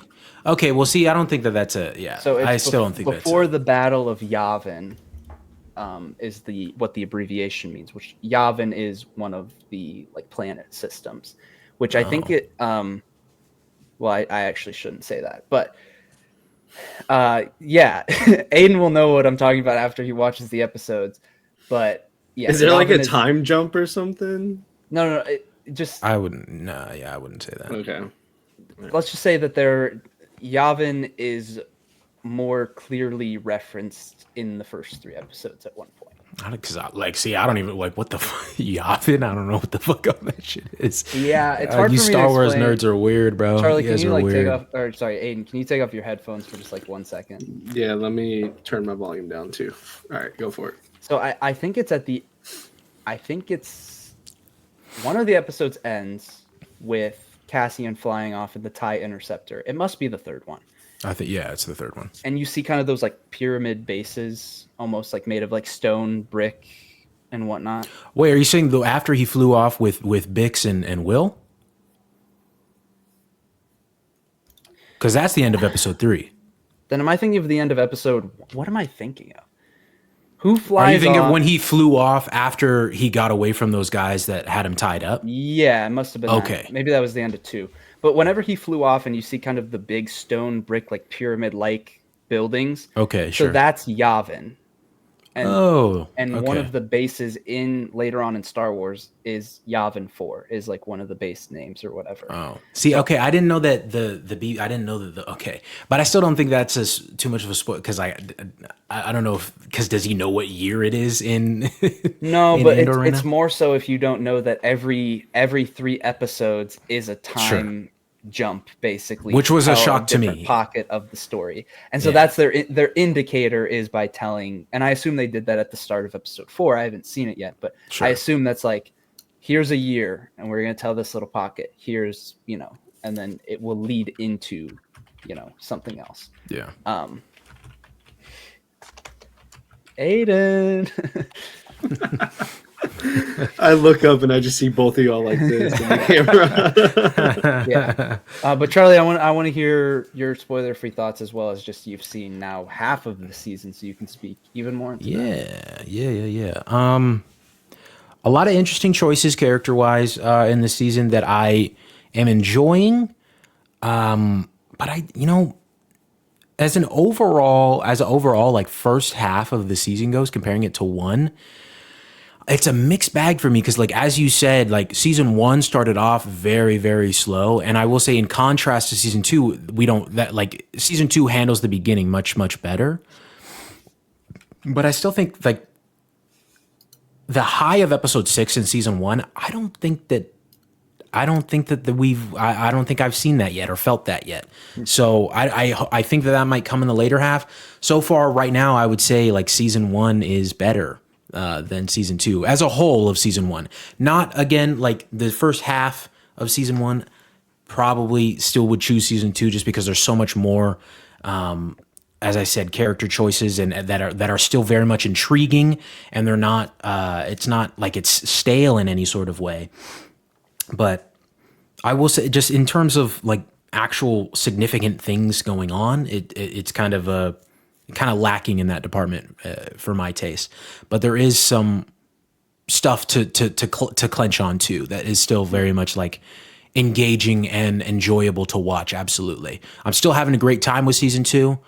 And I'm hoping that it's, and I can see so far from especially these next 3 that you'll see. I think that there's a great launching point for better things to come. So enjoying it. Truthfully, I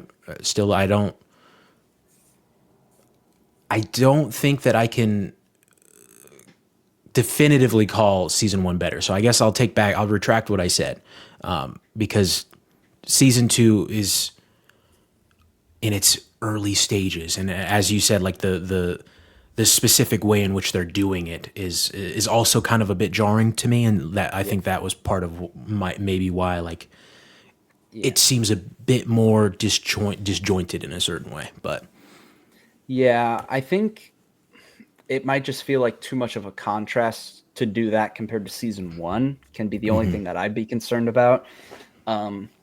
But again, they plan this out, and I know that they're also like lining this up so that it lines up with Rogue One. So I feel like it will have significance, like the timing of where we end, knowing like this is the finale of this season and this series. Like we're done after this. You know, you watch this, and then if you want more, you watch Rogue One.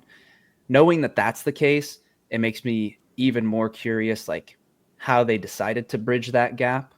So I'm hoping that it's actually used in like a useful way when it comes to informing where we end up in Rogue One. But I didn't really notice that in the first 3 episodes, but I'm sure, you know, that becomes more apparent as time goes on. sure. Does I'm gonna throw something out here real quick. You can just say yes or no, based on what I might have heard Charlie say. Not while I had my headphones off, but earlier when Charlie had said something. I don't know anything, but Ben, are they doing it to where the 3 episodes arc cover the 4th, 3rd, 2nd, 1st BBY? I mean, I don't know how to answer that. Like, I don't know. Okay, no, I don't know that answer. Okay, because I know you said that they were releasing the 3 strategically, and so I was wondering, are they releasing it like here's 4 BBY, here's 3 BBY, 2, 1, and then here's. I mean, they are doing like they're making it clear what time we're in because they do move around within that, but I don't know exactly if that's just a linear thing. Okay. I mean, you might be right. I don't know. You might be right. I thought that's what you were. I was like, maybe that's what he's talking about. Let me throw a theory out at him. Yeah, I'm very excited, man. I mean, the trailers look amazing. The discourse around it has been amazing. I'm happy that we have an amazing Star Wars show that's not just full of nostalgia bait. I have a question that isn't spoilery, but I could see how you might think it is that way. But just about blasters, because again, not a Star Wars guy. Mm-hmm. Does it not matter where you get shot? Like, can you just get shot anywhere and you're dead? Is that how that works? So this is a good question, and I've taken bother to this as well, because it's like sometimes people get shot and they're okay, and other times it's really okay. That was another question I had. Yeah, that has happened. And then other times people get shot and they're not okay at all. And same thing with like certain lightsaber injuries. Yeah, Jesus Christ, the lightsaber stuff. And it's bad. Yeah. Has there been inconsistency within this show specifically, or are you just saying across Star Wars, what is it like? Not even inconsistent. I'm not even asking it to point out inconsistency, really. I just, I guess I just wanted to find out some consistency, because I don't feel like there's been any inconsistency, but I feel like I see so many people just get like shot, I don't know, in the gut, or like where Smoke got shot in Sinners and like they're dead. And I'm like, what? Why are they dead? But then like, obviously I can, if somebody gets shot like in the chest area, like I'll buy that. Sure. If they get shot in the head, I'll buy that. I'm like, of course, but yeah, it is just one of those things where it's just like how powerful actually is a blaster, because it's this laser beam, but then once it impacts you, then it's like hitting you like a bullet versus like, going straight through you, which is like, okay, shouldn't it go straight? Like there's a lot of questions with that you kind of have to just like accept that it is what it is, See, because I was like, the way I was kind of thinking about it is like maybe it's like a mini defibrillator or something. Like you get hit by it and it sends like an electric pulse through your body or something. Not that it's electric based or anything, but like it stops your heart is basically what I'm trying to say. But again, not a Star Wars guy, so don't really care. I think it depends on who's making the movie. That's the easiest way I can put it. Yeah. The next time we talk about Andor, though, because I come back on a Monday, and then that Tuesday, the next day, the show will be over. Final 3 episodes. So as long as Aiden catches up, and Charlie, if you stay on top of it as well, next time we talk about Andor, we'll be talking about the rest of season 2. I'll stay on top of it. I will say I was bummed when I finished it today. I was like, damn, I want to watch more. I was enjoying binging it.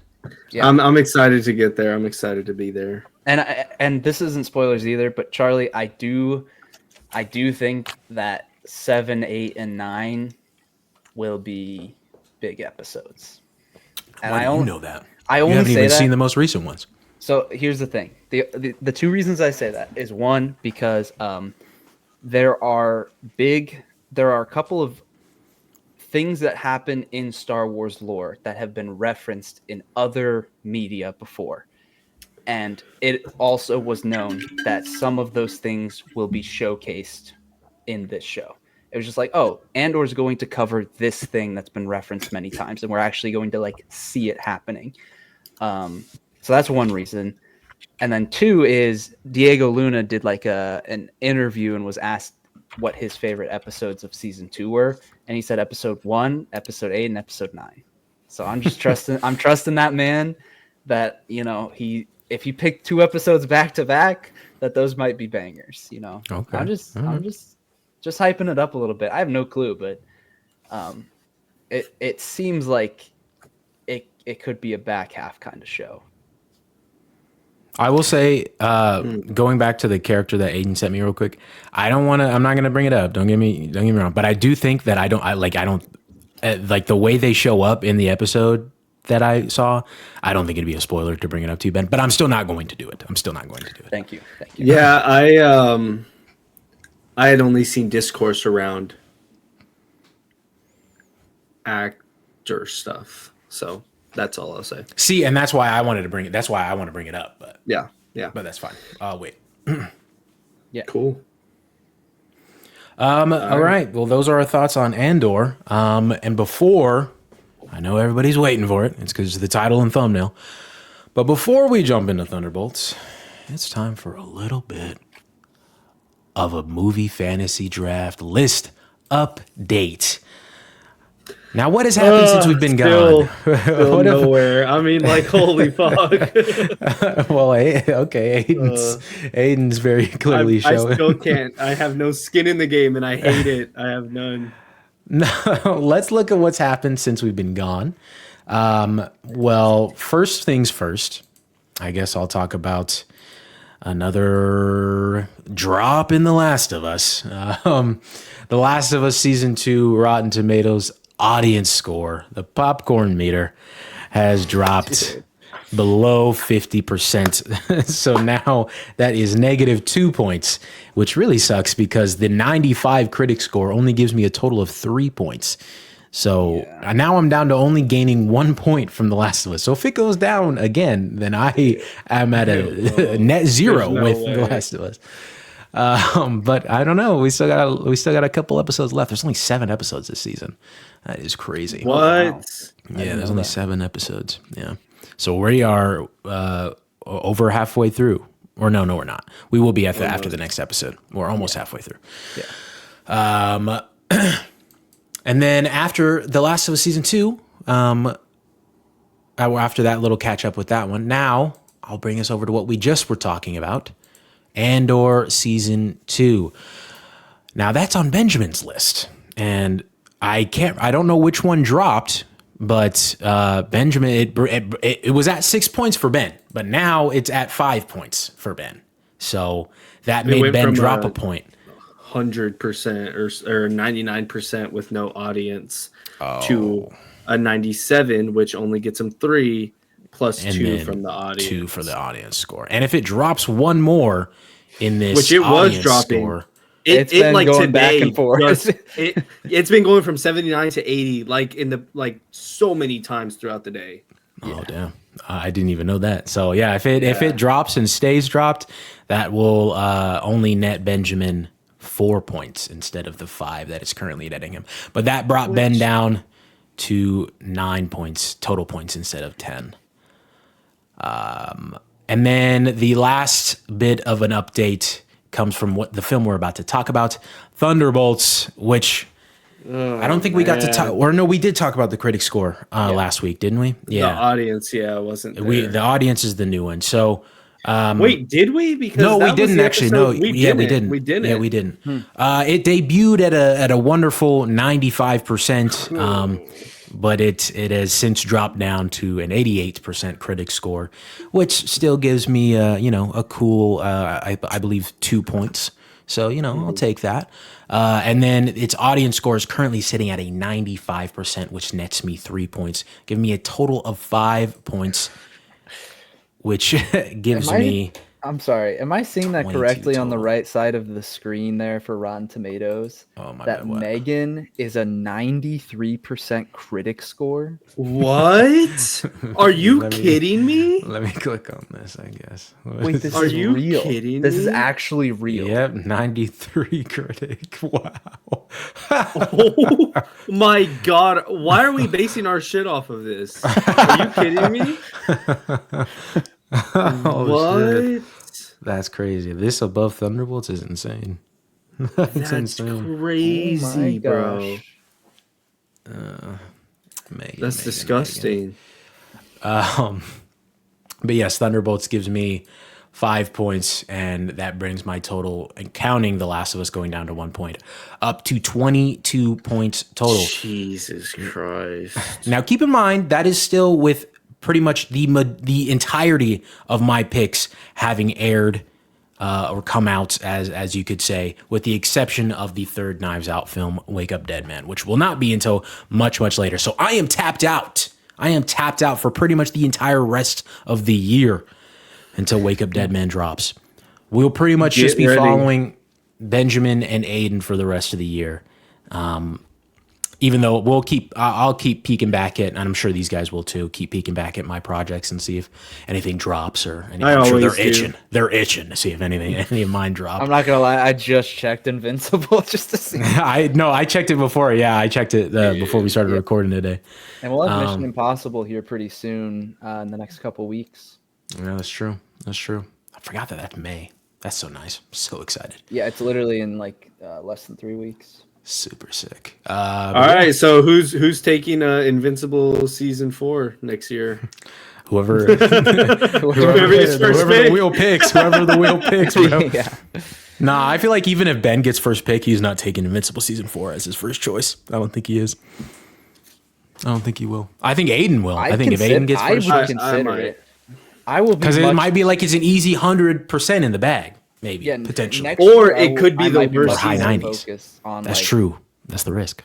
I might be focused on like hardcore on points. Because this year for me, when we were doing the draft and set it up, I don't think I realized like the competition aspect would kind of be like a very critical point of it.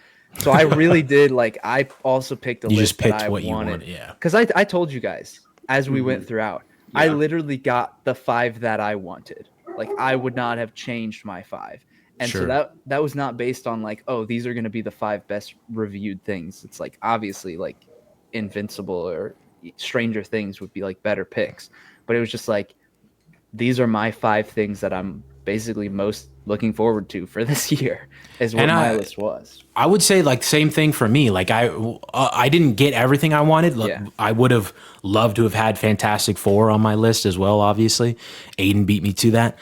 Like Michael was definitely just a pick that I thought would do well, at least critics wise, and probably audience score wise as well, because people love Michael Jackson. But that was more of just like a points pick. But like Thunderbolts, bro, that was all like I was just in. I was in on the movie, and lo and behold, it kind of paid off. Not as much as Invincible. Invincible is definitely carrying me. Ooh, that's crazy, but you know. I love my boy Mark too, so it's fine with me. Yeah. Mickey 17 out here sitting carrying Aiden. Crazy. That really made me. It sucks because I really picked that because I was like, oh, that movie's in 2 months from now. Cool. Like I got a project that's right there that hasn't been picked by y'all, that just like has been on my honorable mention because I thought Beef Season 2 would be there.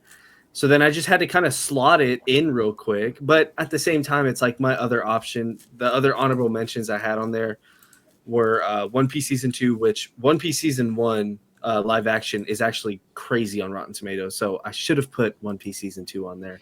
And The Monkey, which did horrible on Rotten Tomatoes. So, you know, I really, it's whatever. I cope by saying that I had no idea it'd be Rotten Tomatoes at this point. None of us did. But what's crazy is I think in that episode we were like, oh, we're just going to go off like, oh, what the general consensus is for the best projects.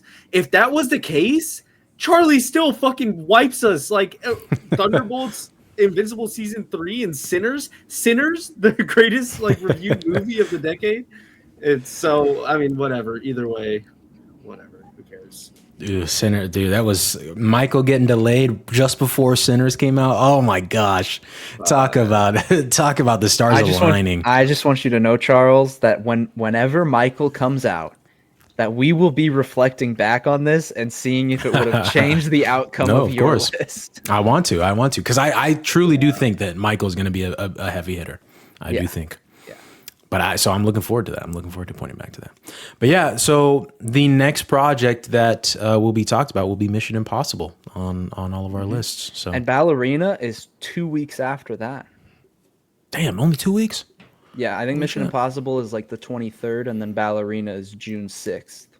Okay, so Ben's next project is Mission Impossible, and then Ballerina will be after that, and then Aiden's next project is The Bear Season 4, which is June 15th. Is that what it said? Aiden, it was middle of June. I know you sent me the date, but I don't remember. I can't remember, but yeah, that sounds right.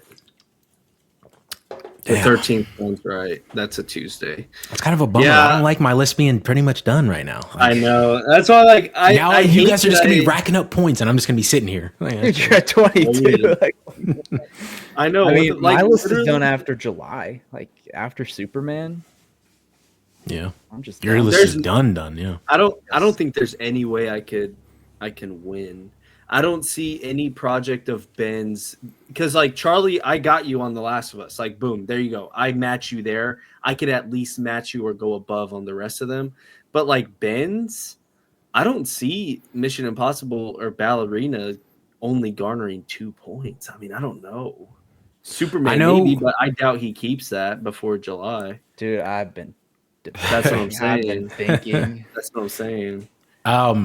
I know we talked about this, I think, a little bit before we recorded tonight, how we're going to maybe change the point system for next year. But also something I might want to throw out there, we could introduce next year. I don't know how we'd implement it, but we have like a whole 9 months to think about it. A little bit less. But anyway, maybe like a counter pick. So like one of you guys could have counter picked The Last of Us, and if it like went below a certain point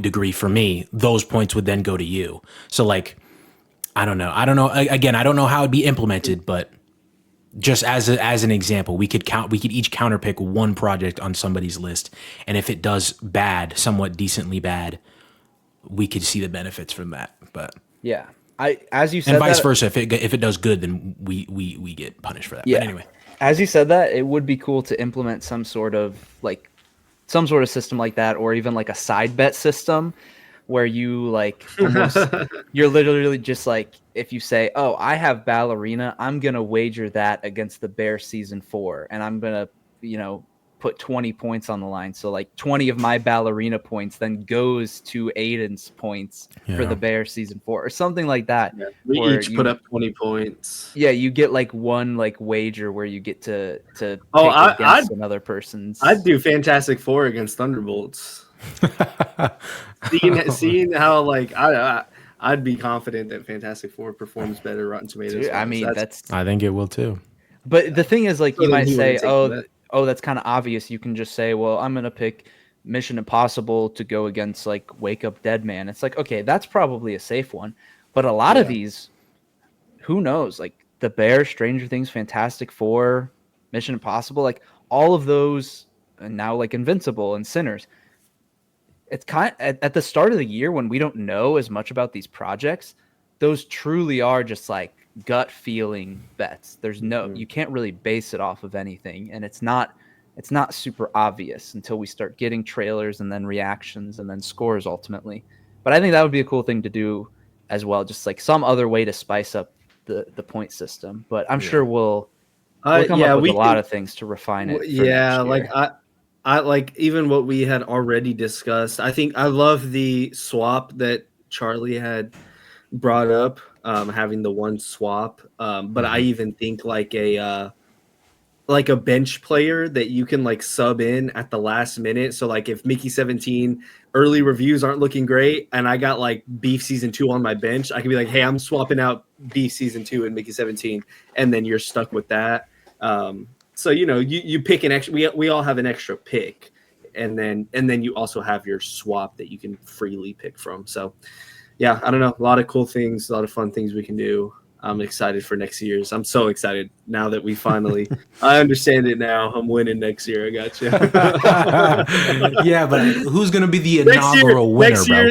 Who's going to be the inaugural winner? All right. Next year's my year. The first year it's implemented, your boy's on top. Okay, let's not. No, honestly, this is a test next year would be the first year. Yeah, because this is like a practice game.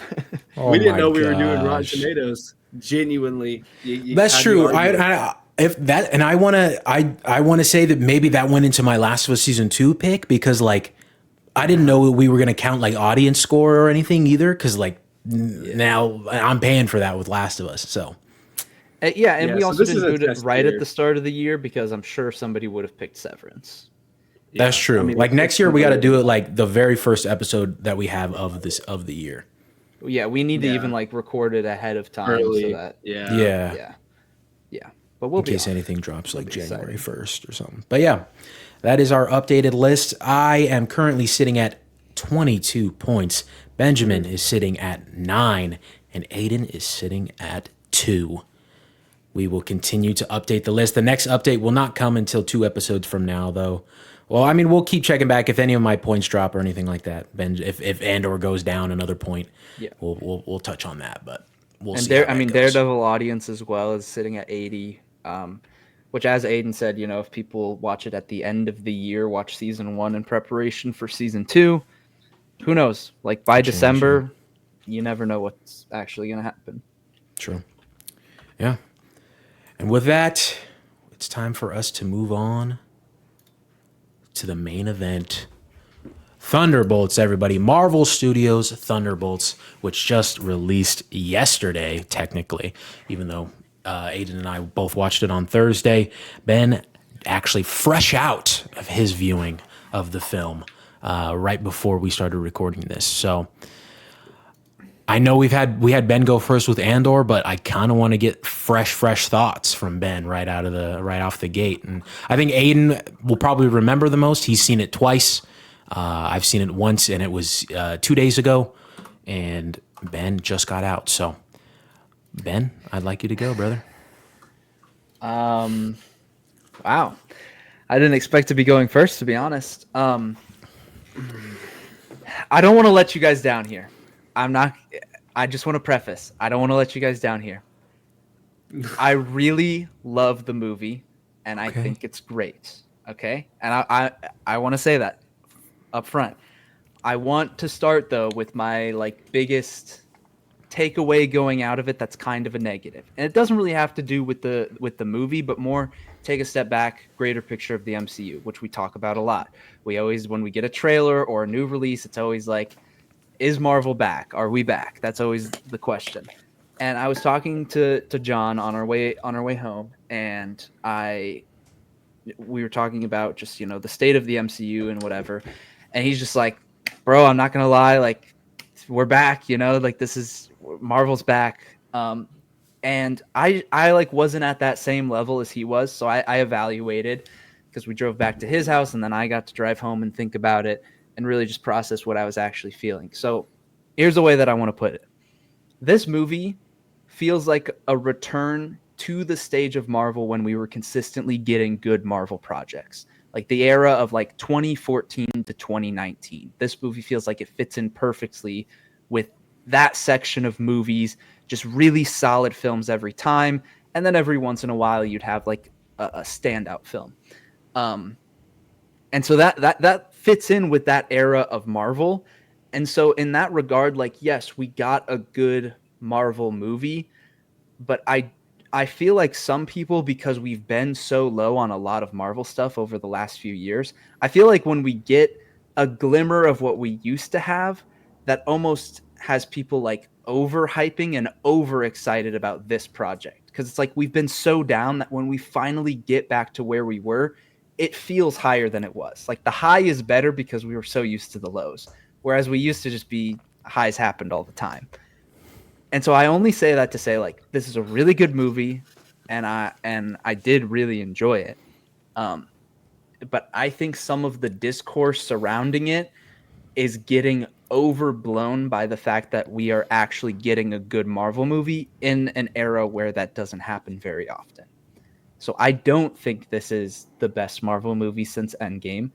I think it might be even the fourth best movie since Avengers Endgame. And we can talk about some of that a little bit later.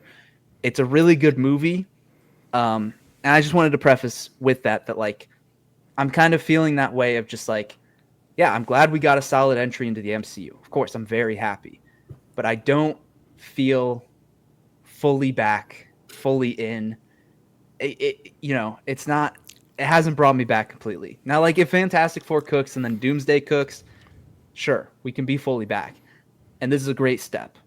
But on its own, it's not, this isn't carrying the MCU. So I wanted to preface with that. But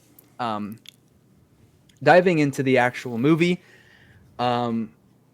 just some standouts would be, of course, Florence Pugh as Yelena, absolutely phenomenal. I kind of knew with some of the early reactions she would be the highlight of this movie and one of the main focal points, and absolutely she crushed it. Lewis Pullman was a standout for me as well, as Sentry. I know that there was some talk of but Stephen Yeun, but for me it's just he played this character so dang well. I told you. It's another one of those things, like we just said about Diego Luna playing Reed Richards. If we had talked about it before, I could have seen Lewis Pullman playing Sentry just because I've seen him in other projects, and I could have seen Stephen Yeun doing it. But now that I've seen Lewis Pullman do it, Lewis Pullman's going to do it. He's going to do it phenomenally. He's the guy now. So he was a standout for me. Another standout was just the practical stunt work and sets and whatnot. Visual effects are used sparingly, and they're shaky at times. There's a couple times where it's a little shaky, but as a whole, the movie looks phenomenal just because so much of it they're doing stuff on set. And just also the highlight of the stunt work I thought was really good. It helps that this team of characters heavily relies, their combat style heavily relies on that, and not more grandiose superhero flying around and whatnot. So they're able to focus in on more of a grounded kind of the spy espionage action within that. And I thought that was done really well. And then the themes of the movie, I thought were really great, and how they tied that into the characters were really great. I think it was underutilized, and we'll talk about that when we talk about some spoilers. But they really focus in on Florence Pugh, and they really focus in on Sentry, even less Sentry than Florence Pugh, mostly Florence Pugh. And I think it could have benefited from getting more of that with our other characters. I'm sure you guys already know what I'm talking about. I think we could have benefited from getting a little bit more of that, because the emotional moments in this movie that really do hit towards the end of the movie, they do work incredibly well, but they felt very kind of short for me. Whereas I feel like if we included our group a little bit more, it could have worked a little bit better. Like there was 2 times where I teared up, but then kind of the moment left. And if we had more emotion into that with the group, I feel like I would have been, more of an emotional wreck in that moment. So it felt a little bit underdeveloped. And I guess I shouldn't even say underdeveloped, but like just could have gone further with it, could have been more effective with it. And I made a video about the Thunderbolts a few months back saying, I didn't think this team was going to work. And I'll eat my words. That asterisk is crazy. Like looking back on that asterisk, this team Bro ain't was gonna hating work. on that All right. asterisk. I mean, I was like, to be honest, I was kind of right. I was kind of right about it. That like part of the reason for it was the name. Part of the reason for it was the name. Okay, well then by that logic, well, of course, why would you be wrong? Like they made that. I feel like that was abundantly clear. Yeah, but I'll agree that saying that otherwise it's pointless, I was wrong about that, and I will agree with that. And yeah, the group dynamic was really good, pretty just funny, enjoyable, just a very fun time. I'll just say my score, and there's a lot of other things I want to talk about with specific spoilers and post-credit scene and whatnot, but we'll get into other thoughts. But my score right now, I'm leaning like 7.5, 8 is kind of the current spot that I'm in. So like, really, really good. 8s for a Marvel movie doesn't happen very often nowadays. So What did he give Deadpool and Wolverine? an 8. I don't know. Oh, okay. It got an 8. An 8. Yeah, which I would. That's fine. I would agree. I would put this above that, just to be clear. I would Okay. put this above that. Yeah. So what other 2 movies, or what other 3 movies? Because I know for sure, I mean, for me at least, Guardians and No Way Home, which honestly for me, No Way Home's kind of debatable. I would not mind switching Thunderbolts out with that, just in terms of it being a better movie and No Way Home being more of an experience, more of like a slop. Anyways, I know. Ride or whatever. Yeah. And more of a theme park ride. Whereas Thunderbolts is the better movie. So I'd say I could see No Way Home and Guardians. What's the because you said this is the 4th best post Endgame. What would be the 3rd? Unless you just meant He'd probably say like Shang-Chi or something. So for me, it's Guardians, right. No Way Home, and then I honestly like these 3 might be back to back on my MCU ranking, and I would still need to consider it. But between Thunderbolts, Shang-Chi, and Deadpool and Wolverine, I think those right now are like they would be next to each other on the ranking, and I would have to probably rewatch some of them to actually decide. There's a chance it's 3rd. It definitely is not 2nd for me. Like No Way Home is above it for me, even with lowering No Way Home every time I've watched No Way Home. But yeah, it's definitely close, and it's not like it's super far down, but I'm definitely not as blown away. Like I think my gut reaction would say I might prefer Shang-Chi more. Like I would put this closer. I think you would. I would put this closer to like Deadpool and Wolverine and Wakanda Forever than I would to Shang-Chi for me. But those are all very close in my mind. Yeah. Well, I just remembered that we already got Aiden's like spoiler-free thoughts on the podcast about Thunderbolts. So I think we'll skip Aiden until we get to the spoiler section, unless there's anything else that you are like burning to say about the movie Just after your second watch. Yeah, just that I liked it even more my second time around. And yeah, I mean, I'm still gonna have nothing but positive things to say. Just to side with Ben a little bit. Yeah, some of my negatives is just like not getting to see more of some of the other characters that I'm maybe like. But like I'll just say, I mean, this isn't a spoiler, and I mean, whatever. Like Bucky. I would have, and I told Charlie that I would have loved to see more Bucky, but then I think, and I'm like, well, I've gotten a ton of Bucky. I haven't gotten a lot of John Walker. I haven't gotten a lot of Ghost. Like I've got to see her in one movie, and then I haven't given her a chance after that. I haven't given any of these other characters a chance because my immediate thought when I saw the lineup was this is trash. So I think back to that, and I'm like, okay, is that really a valid complaint? But Yelena and Sentry taking focus, they gave John Walker a little scene, and then Ghost got none of that. And so like you can see the way they stagger it. That's kind of like, man, I want. But the thing is, the writing in this movie and the character work and the chemistry is so good that, and I'm taking from someone I saw on Twitter say this, it's so good that they still feel more like a family than the OG6 ever did. This feels more like a connected family and a team than the original Avengers ever did, and so it's like, can I really say that those are like, are they complaints or are they nitpicks? Because I'm trying to find something wrong with this movie for the sake of discussion, for me personally. So those are just my thoughts after a second watch. Yeah, I agree, especially with what you just said, because I look back to like in Endgame when Black Widow says that like I got this job, I got this family, and like she says that, and I feel like there were some characters that felt more like family than others when it came to the OG6, like Natasha and Clint, and that's why the moment in Endgame worked really well, and even Natasha and Steve, and like that's why that conversation where she's telling that to Steve works really well. But overall, the entire team, like Thor was gone for over half of the time that we knew the whole team as the Avengers. Like he wasn't anywhere to be found in Civil War. Like he was doing his own thing, and Hulk as well. Like after Age of Ultron, Hulk and him were gone, So like if we were to have that sort of conversation with this group after this film, I think it would hit a whole lot more and it would make a lot more sense. Just talking about the entire group as a whole.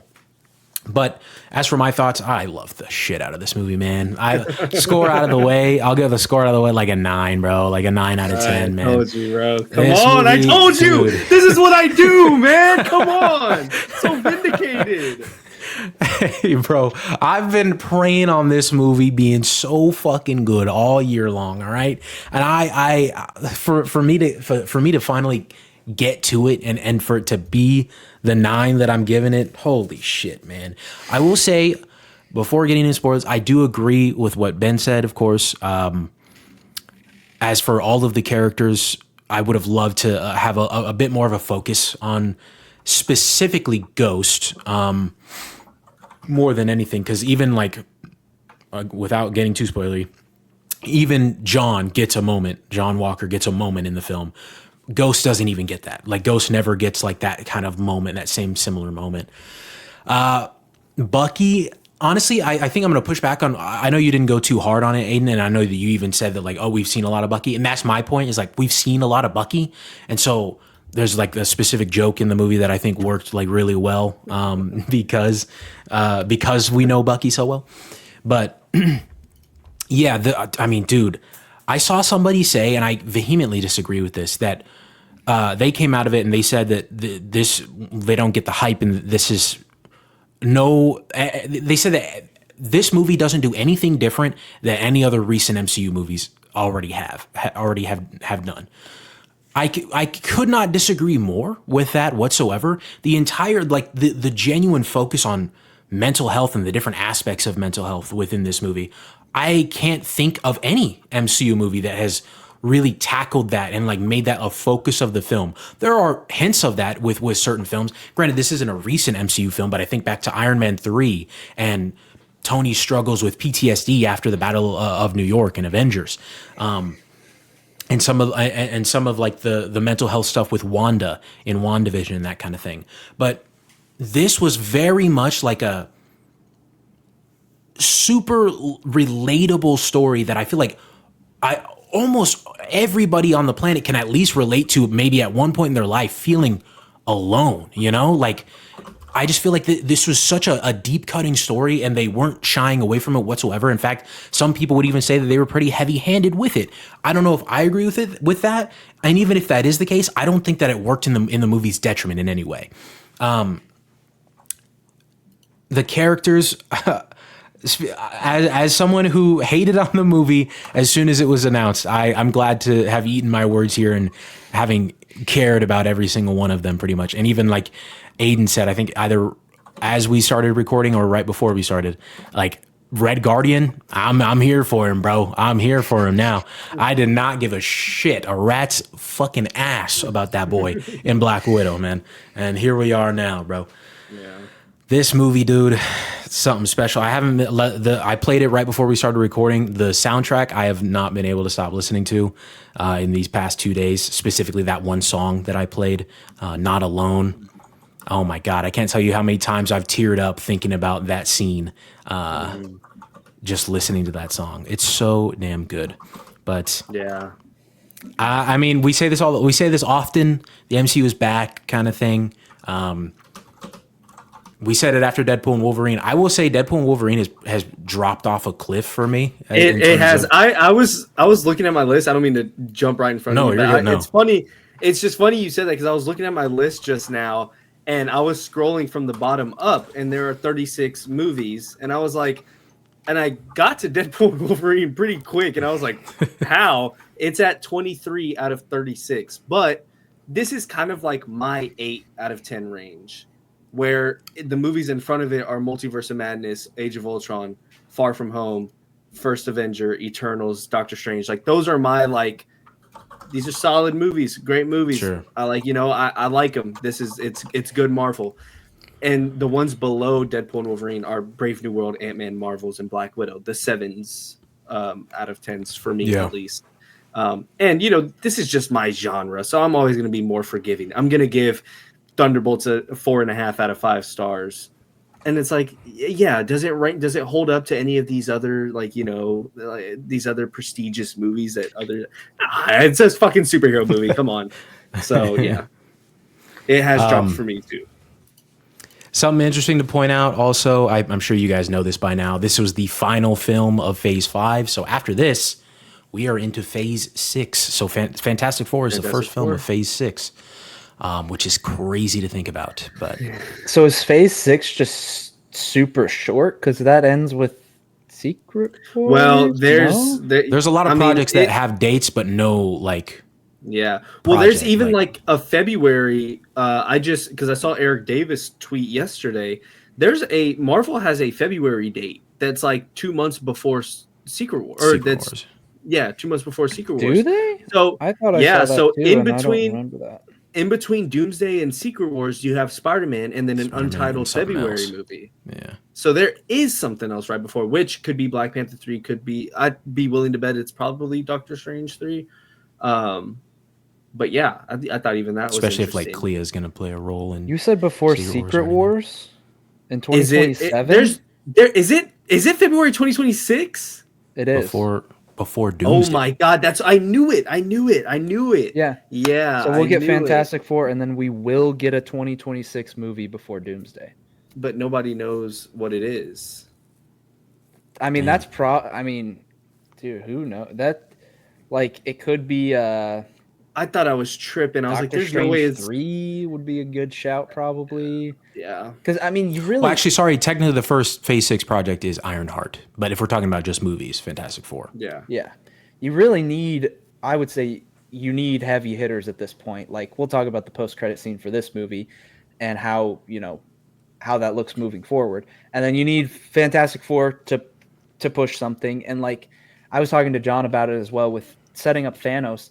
I mean, we got Thanos in like 2 post-credit scenes that were basically meaningless, where it's like, okay, here's Thanos saying, fine, I'll do it myself. Obviously, we had the established connection that he sent the Chitauri, and like he was there along the way, and the connection to the Infinity Stones. But when it comes to actual Thanos screen time, you basically see him in a couple of post-credit scenes, and then they set up, I think in Guardians 2, it's the post-credit scene that leads into Infinity War. So even if we get just like a Fantastic Four post-credit scene that leads into Doomsday, or the 2026 release that's now happening in February, even if we just get that and then they find a way to connect Doom to other things, we basically have the same amount of connection to Doom as we did to Thanos. Like, as much as we praise Thanos, he was basically only in 2 movies. Well, and then he showed up and absolutely like became one of the best on-screen villains in history, up there with like Darth Vader and whatnot. So, I want to ask, and this is jumping a little bit off topic, but I mean, the fact that we do have another movie after Fantastic Four that we have no idea. I don't know how their placeholder dates work. But I mean, we'll see. Do we think that gets announced before you ask your question? Announced at San Diego Comic-Con? Yeah. I mean, dude, at that point you have what, 10 months? You have 10 months. But I guess we don't know now. We don't know now. No, now it's 10 months. And it becomes a yeah. Oh Yeah. Yeah, shit. they would need to be filming 6. it. Like this would need to have already been filmed. Well, largely. So like Doomsday I don't know if is it's sticking. I don't know if that's going to be a thing. Truthfully, that date, I don't think that's. If I'm making a prediction right now, I don't think there's actually going to be a film there.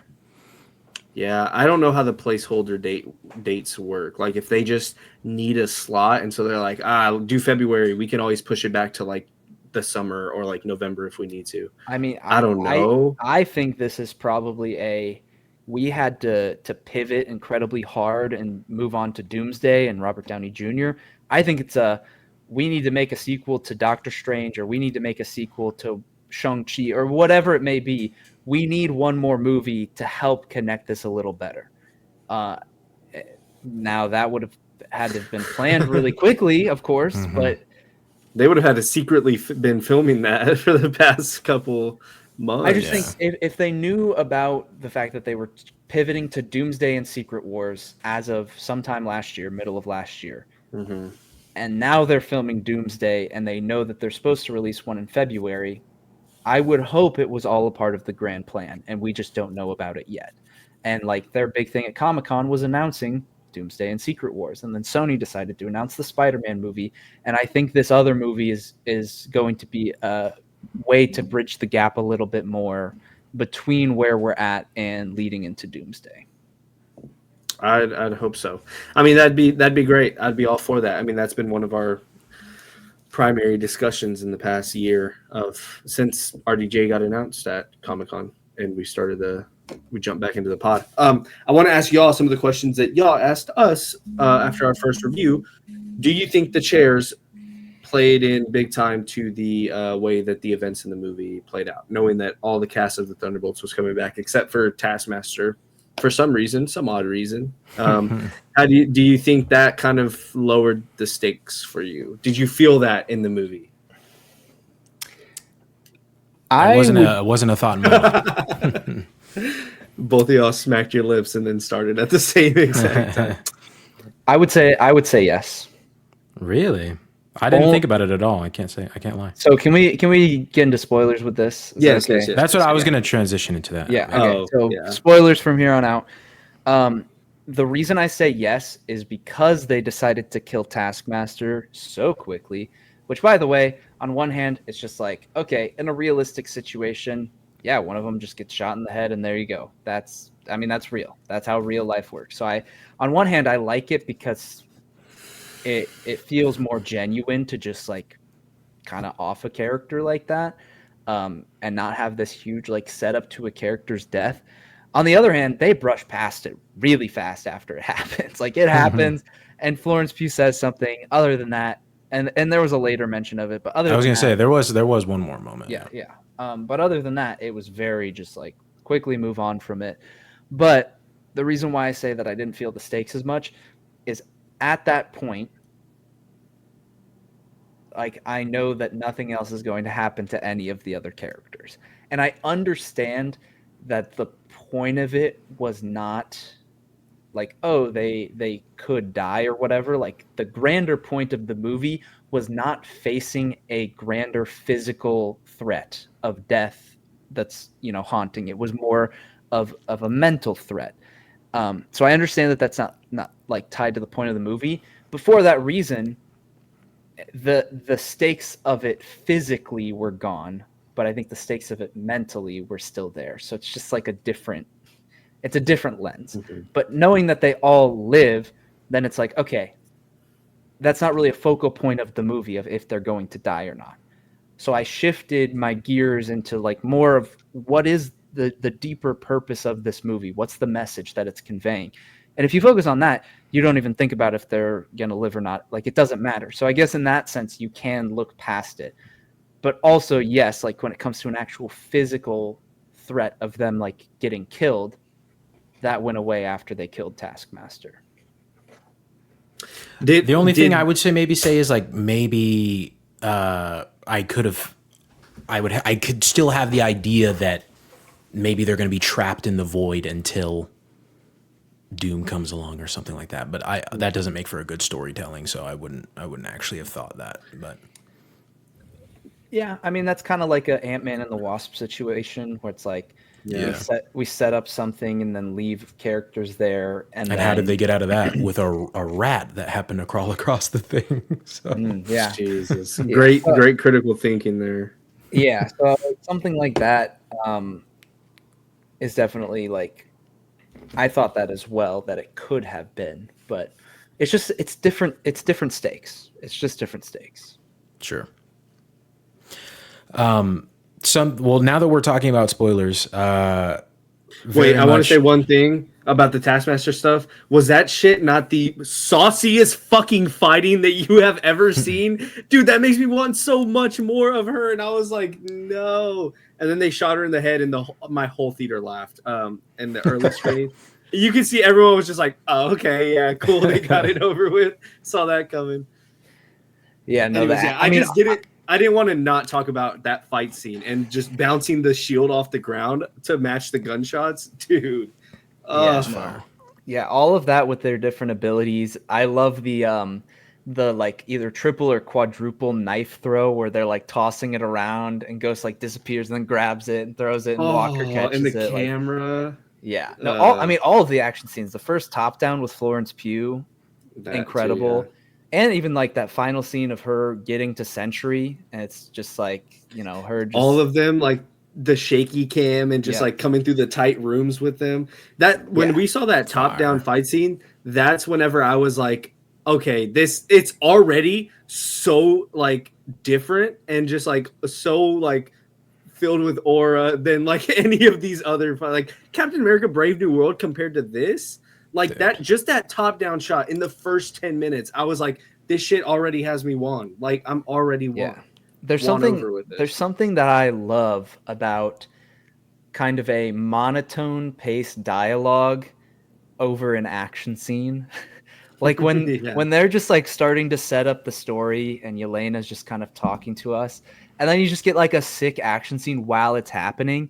It just sets the tone so well for everything. It's just like, I don't know what it is, but when they can just flex an action scene while starting to set up what this movie is really about at its core, it's great. Fire. And I love the opening shot being of Florence Pugh, Yelena breathing out and like having like such a burden on her, like mentally, and the last shot of the movie having like a sigh of relief and like of that found family. So good, dude. Yeah. Oh my gosh. Specifically, I want to talk about the post-credit scene. We'll get it out of the way because I do have a lot of thoughts on it. I knew y'all would. That's why I was so. Whenever you asked, like me and Brandon, I was like, "Oh, I wish I could just share this with y'all because I know y'all two are gonna be like, what the fuck? Like this isn't what, or like just whatever discussion there is. I know there's gonna be something from both of y'all because Probably one of the most overhyped shit I've ever seen coming into this fucking movie, because that was, I mean, what the fuck? Like, if we didn't know the Fantastic Four was going to be a thing, that was going to be a movie, I would have been up and out of my seat, brother. Like, that would have been insane. But the fact that they play the trailer for the Fantastic Four movie right before I see the Thunderbolts movie, it's like, all right, man. But it was still cool. It was a nice little moment. But at the same time, and Aiden asked me this, and I'd like to get your opinion on it as well, Ben. Do you feel like it kind of spoils Fantastic Four for you? Oh yeah. 100%. Like I told John this because I don't think John understood that Fantastic Four was set in a different universe. Like, oh, really? We were talking about it, and he's just like, so what time does the Fantastic Four take place in the MCU? And I'm like, well, here's kind of the rundown, and just explained it to him that we kind of knew that. And then I told him, like, especially after that post-credit scene, it's like, okay, the Fantastic Four's universe is donezo. Like, they lose, Galactus destroys the Earth, you know, like, basically expect that, or some variation of that causes them to leave their dimension.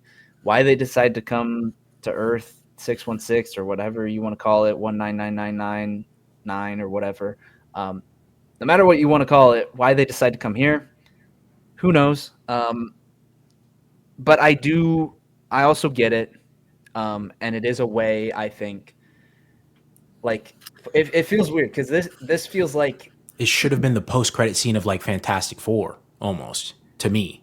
Could have been that's true. Yeah. Like, if we didn't know where they were going, and then we saw the I think of like Captain Marvel. Sorry to interrupt your thought process here, Ben.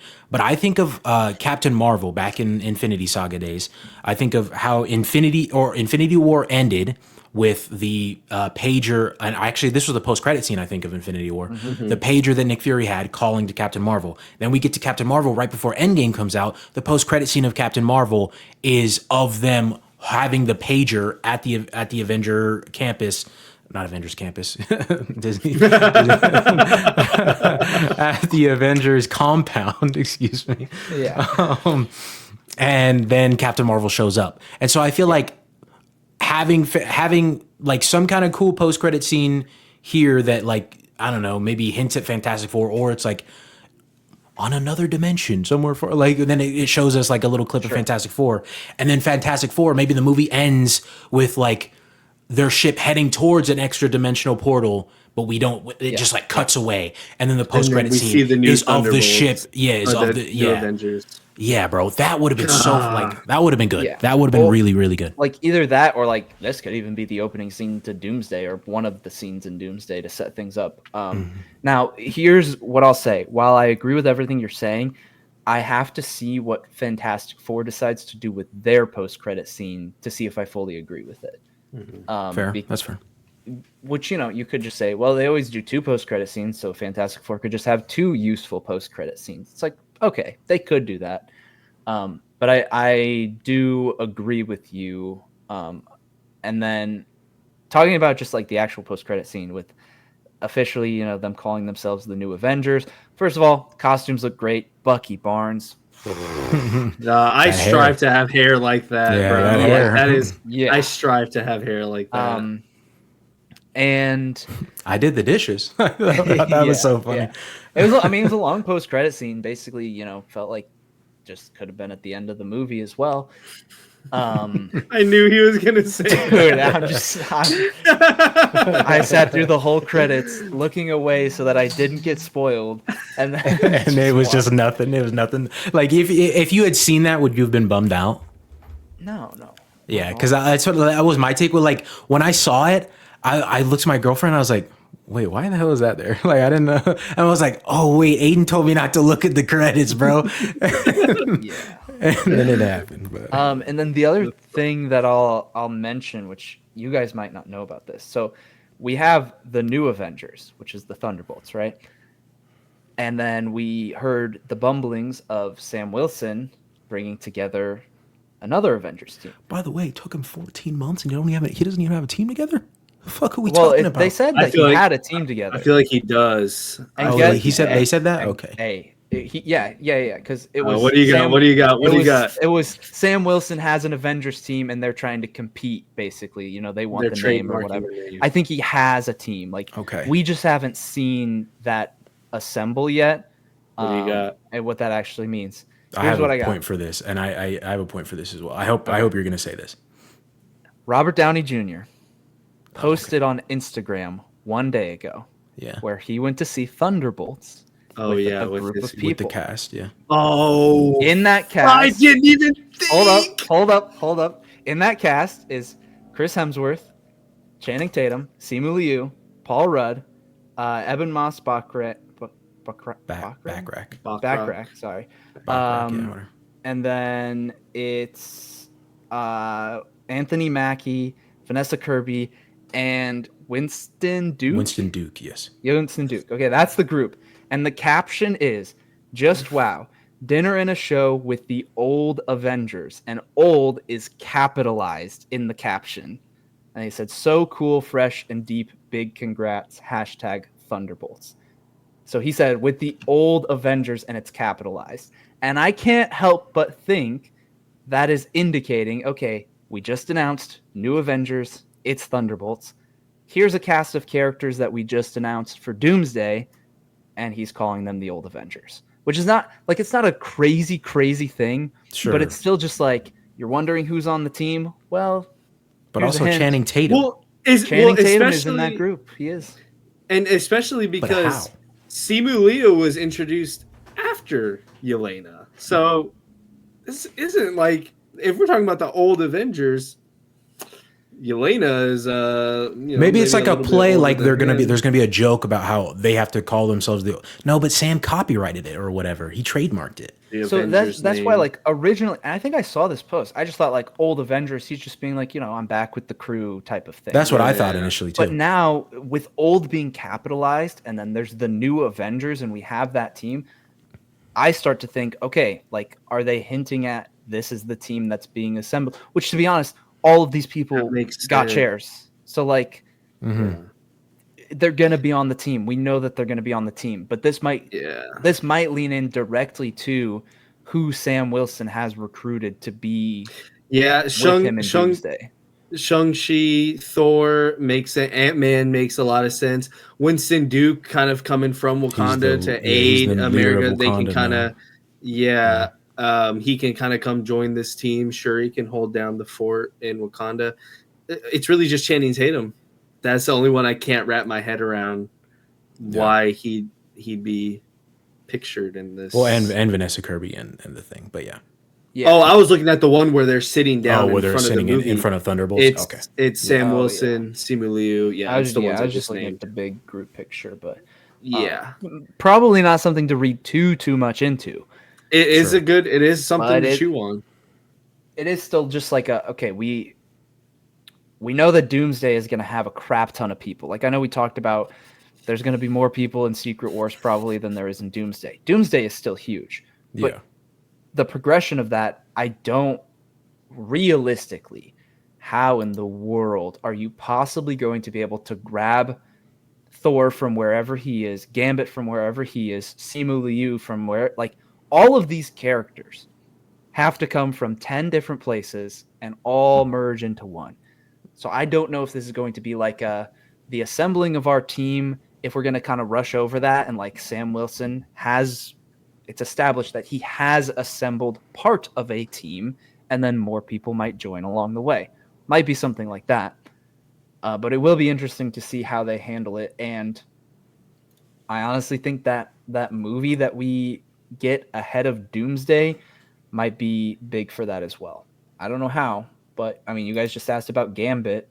It's like the last time we see him, well, there was the deleted scene of him leaving the Void. Yeah. And we don't know where he went from that point. Yeah. Which I don't know if there could be. Yeah, I don't know how that connection exactly would work.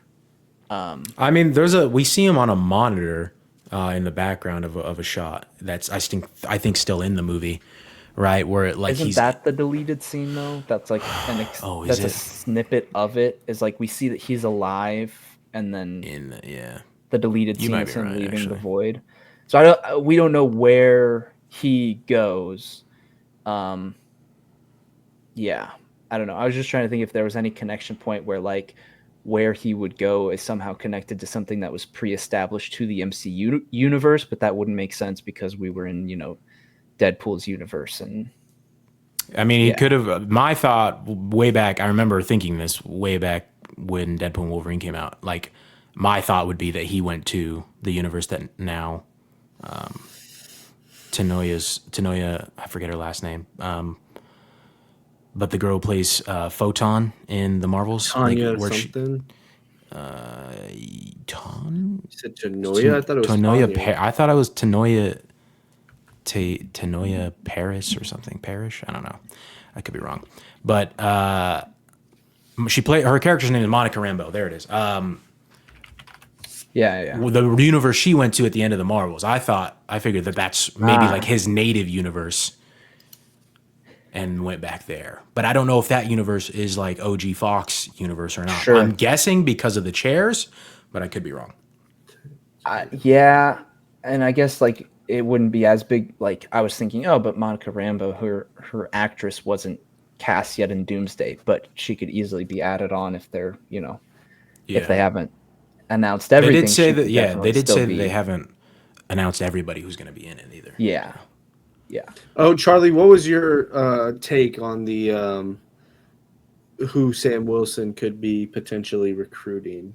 You said you had a point you wanted to make. Oh, that's not where I thought Ben was going with it at all. I was gonna say my complaints with it because, like, I'm sorry, I don't buy for a gosh darn second that Bucky is just like Yeah. Bucky's gonna be chilling with the new Avengers and the Thunderbolts and be fighting with Sam about his Avengers team. Like Yeah. we have a whole TV show of with them working together. There's a specific scene of in Brave New World of them being buddy with each other and working together. But now Bucky's like, nah, I'm sticking it to you, Sam. Fuck your team. You're gonna please you gotta work with us and give us the team. Like, what the hell? I don't buy that for a second. But Yeah, I agree with that. I'm willing to look past it because apparently the director of Thunderbolts didn't even shoot that. That was our brothers, the Russo brothers. So Which The post credit scene was. yeah, Huh. which I mean it looked good. You know, it did. No, I will say that like colors wise, looked really good. Yeah, And colors the wise, costumes. the costumes were saying? pretty good. Costumes Yeah, looked amazing. Yeah, the setup to the Fantastic Four showing up, everything about that post-credit scene does make me very excited, and that's crazy. I mean, that news was wild. It's just opening day. They were like, "Oh yeah, I didn't even direct it, but I was there." yeah, for it. he's It's like, like, yeah. oh They shit! shot So it like this a is month basic- ago. Yeah, This is like our first look at Doomsday. This is essentially our first look at Avengers Doomsday, and if that's our first look, hey, you know what? I love it. That's great. Looks like they're turning Red Guardian into Fat Thor. Just saying it. That's what bit. I'm saying. I He also popped in didn't with like that. Yeah. the John Walker thing. Like he kind of just I feel like throughout the whole movie he never said something that stupid. Like when Yelena was talking about this stuff happening up in space, and he's like, oh yeah, we're running out of so much space in here. Like I don't know, that just it was funny, but it also I didn't get There was a lot being more that stupid. humor. There was so much humor in just that little clip than there was in like the last 30 minutes of the movie. Yeah. Which could be a little worrying. But yeah, I don't know. I just thought that was so cool that opening day. It's like, oh, okay, cool. So this is our first look at Doomsday. It's very interesting. Yeah. Anyways, yeah, I like that Sam is kind of I don't know, they're just sprinkling a little bit of like, yeah, I talked to Sam and it didn't go so well, and I don't know, these little bits of conflict that they're sprinkling out. What's going on with the teams? Who Sam could be recruiting? What's that going to look like for Doomsday? Like the little conversation that I say little, but the big part of that post-credit scene, there was a lot of stuff to chew on to where I'm like, oh wait, they just said this. Okay, wait, go back. Like, oh my god, there's too much going on. Like there's a lot of like, Yeah. which that's why it's like that it's things that I know are gonna be built upon and that do matter immediately to these next couple movies. Whereas, I can watch a post-credit scene like the Marvels and be like, oh, sick, that's cool, but like we'll see what happens with that. Like in terms of post-credit scenes, this is definitely the best in a while because of that matter of, oh, I know all of this stuff immediately matters right now. I know that this is something I could go up to someone and be like, what did you think about the post-credit scene? Whereas if you brought that up to somebody in the past, it's like, I don't know, like it doesn't matter because these post-credit scenes suck and they have been pointless. This was that first one where I was genuinely like so excited because I was in the blind. I didn't know anything. There was even a little snippet of anything. And I'm like, man. And on top of all of that, this is a post-credit scene that immediately is going to matter. Whatever they do here has so many implications going forward. And so, yeah, I don't know. It's everything about this movie down to the post-credit scene is so promising, especially if you look at this movie as being I saw a tweet. Someone was like, the first big MCU movie post-overhaul, which is like, man, could we expect the next couple of Marvel movie or Avengers movie? Sorry, Marvel movie. Could we expect the next couple of Marvel movies to be this like high of quality, such as Fantastic Four, such as Spider-Man and Doomsday? Like, is this a show of like? I know we've said it in the past. Oh, well, this is the first project post-COVID. This is the first project post, the backlash that they've been receiving. But this genuinely feels like this combined with Fantastic Four. Is this the one? Is this the one from the past couple of years? I know Ben has already stated his precautions on that, but it's kind of fun to look at it from that light and see what we have upcoming. I just like I wish I could agree with that, but it's mainly like Brave New World. It's just like, okay, Thunderbolts are all going to be in Doomsday. We got a great Thunderbolts movie. They're setting them up to be in Doomsday. If Fantastic Four is great, then they're setting them up to be in Doomsday. But Brave New World with Sam Wilson, who's supposed to lead the main group of Avengers, and that movie was not very good. Like, I would love for that to be the pattern of, okay, we're locking in for these few movies that are going to really build into Doomsday. But Brave New World was one of those, and that movie was pretty mid. Well, that's the thing. I don't know if it was. That's what I mean by post overhaul. Like, it feels like this one was really carefully thought out. With is the change, and then maybe Brave New World was the last of those days of the Deadpool Wolverines, and movies that just don't look good at all, and don't really pertain to anything that we have right in front of us. Whereas Thunderbolts looked amazing. It was a beautifully shot, beautiful looking movie. Fantastic Four, that newest trailer shows a lot of promise of the same exact thing. Character work, focusing on these characters and writing beautiful plot lines such as this. Is this the change? Is this the post overhaul that we've been waiting for? Yeah, I wouldn't be mad if someone said no. Speaking of the overhaul, I actually have a little thing here that just came out today, I guess. I think the Wall Street Journal did an article. Just a little couple tidbits. I don't want to hang on this too long, but I think it's just interesting since we're talking about it.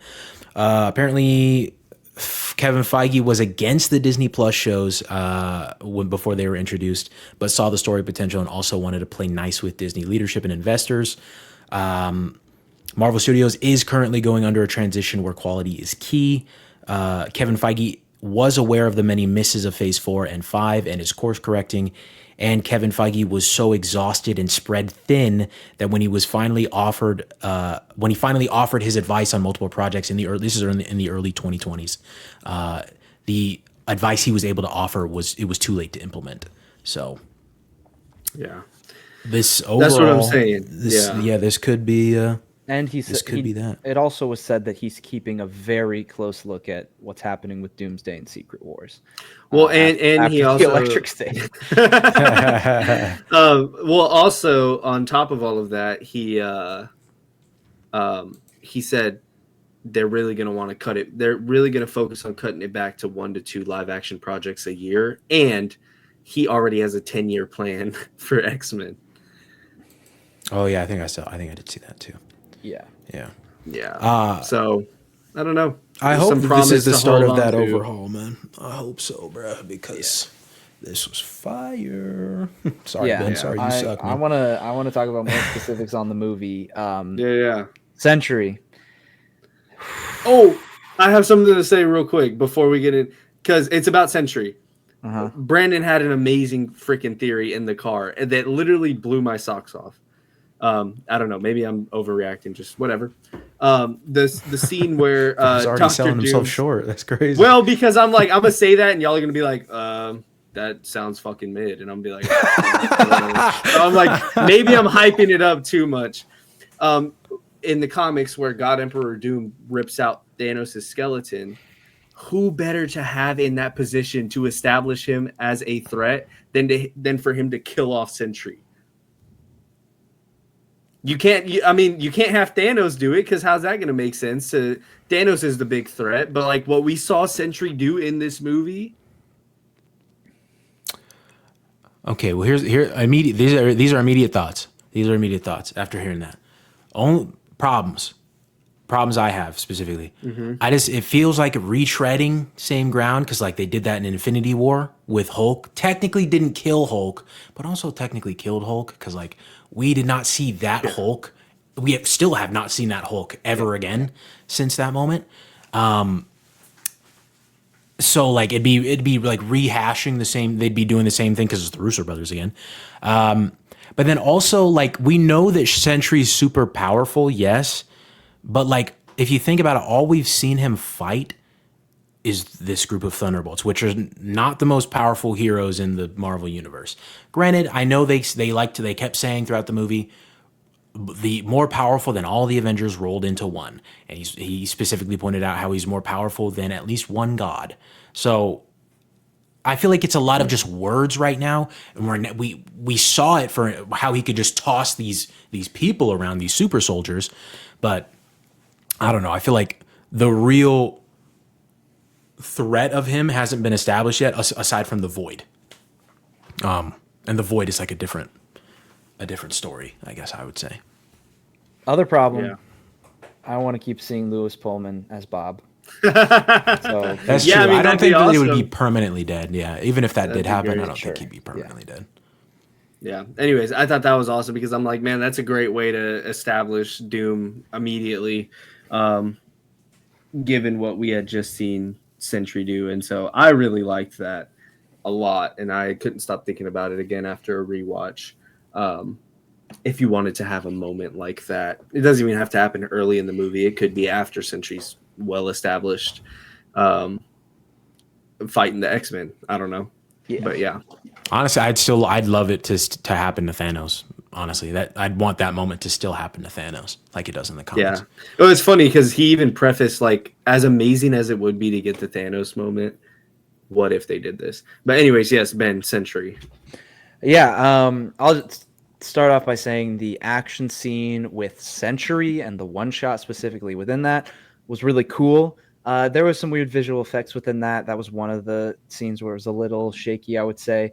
But the moment itself was very cool, seeing each of the characters kind of go at him just to show his power and how he was just, standing there and chilling. So very well done, barring the slight visual effects issues, which really wasn't like that big of a deal, but still a little noticeable in that scene compared to the rest of the movie. And that's really that's the action scene that we got with Sentry. Most of the time it was setting his character up, setting Bob up in the beginning, which I thought was done very well. This is one of those times where you truly know it's a good villain when you can mostly just spend time with the villain being kind of an innocent good guy where he's relatable, and you get one action scene with him, and then they just dive deep into the whole purpose of this movie, dealing with the loneliness, the depression, and finding a family and whatnot, and others being there for you, others supporting you, all of that. The fact that at the core, that's who the villain is. We've talked about this before. that if your main purpose of your storyline is also what drives your main characters and your main villain, you just have a fully encompassing narrative that everything is tied to that core. And that's what makes him such a good villain, quote unquote, is that he doesn't feel like a villain. He's still the thing that we're trying to overcome. He's the thing that we're fighting. But it's not because he's inherently a bad guy with bad intentions who just wants to hurt people. It's because he's a hurt person. And that's like the whole point of this movie and the whole point of this team. So they just cooked with that, like absolutely cooked with that. On top of just, like I mentioned before, Lewis Pullman, phenomenal. Like Florence Pugh is obviously the standout. And then other I agree. people, I want to point out, I do agree with what you said earlier. Like Steven Yeun, I like as much as I love him and love what he can do.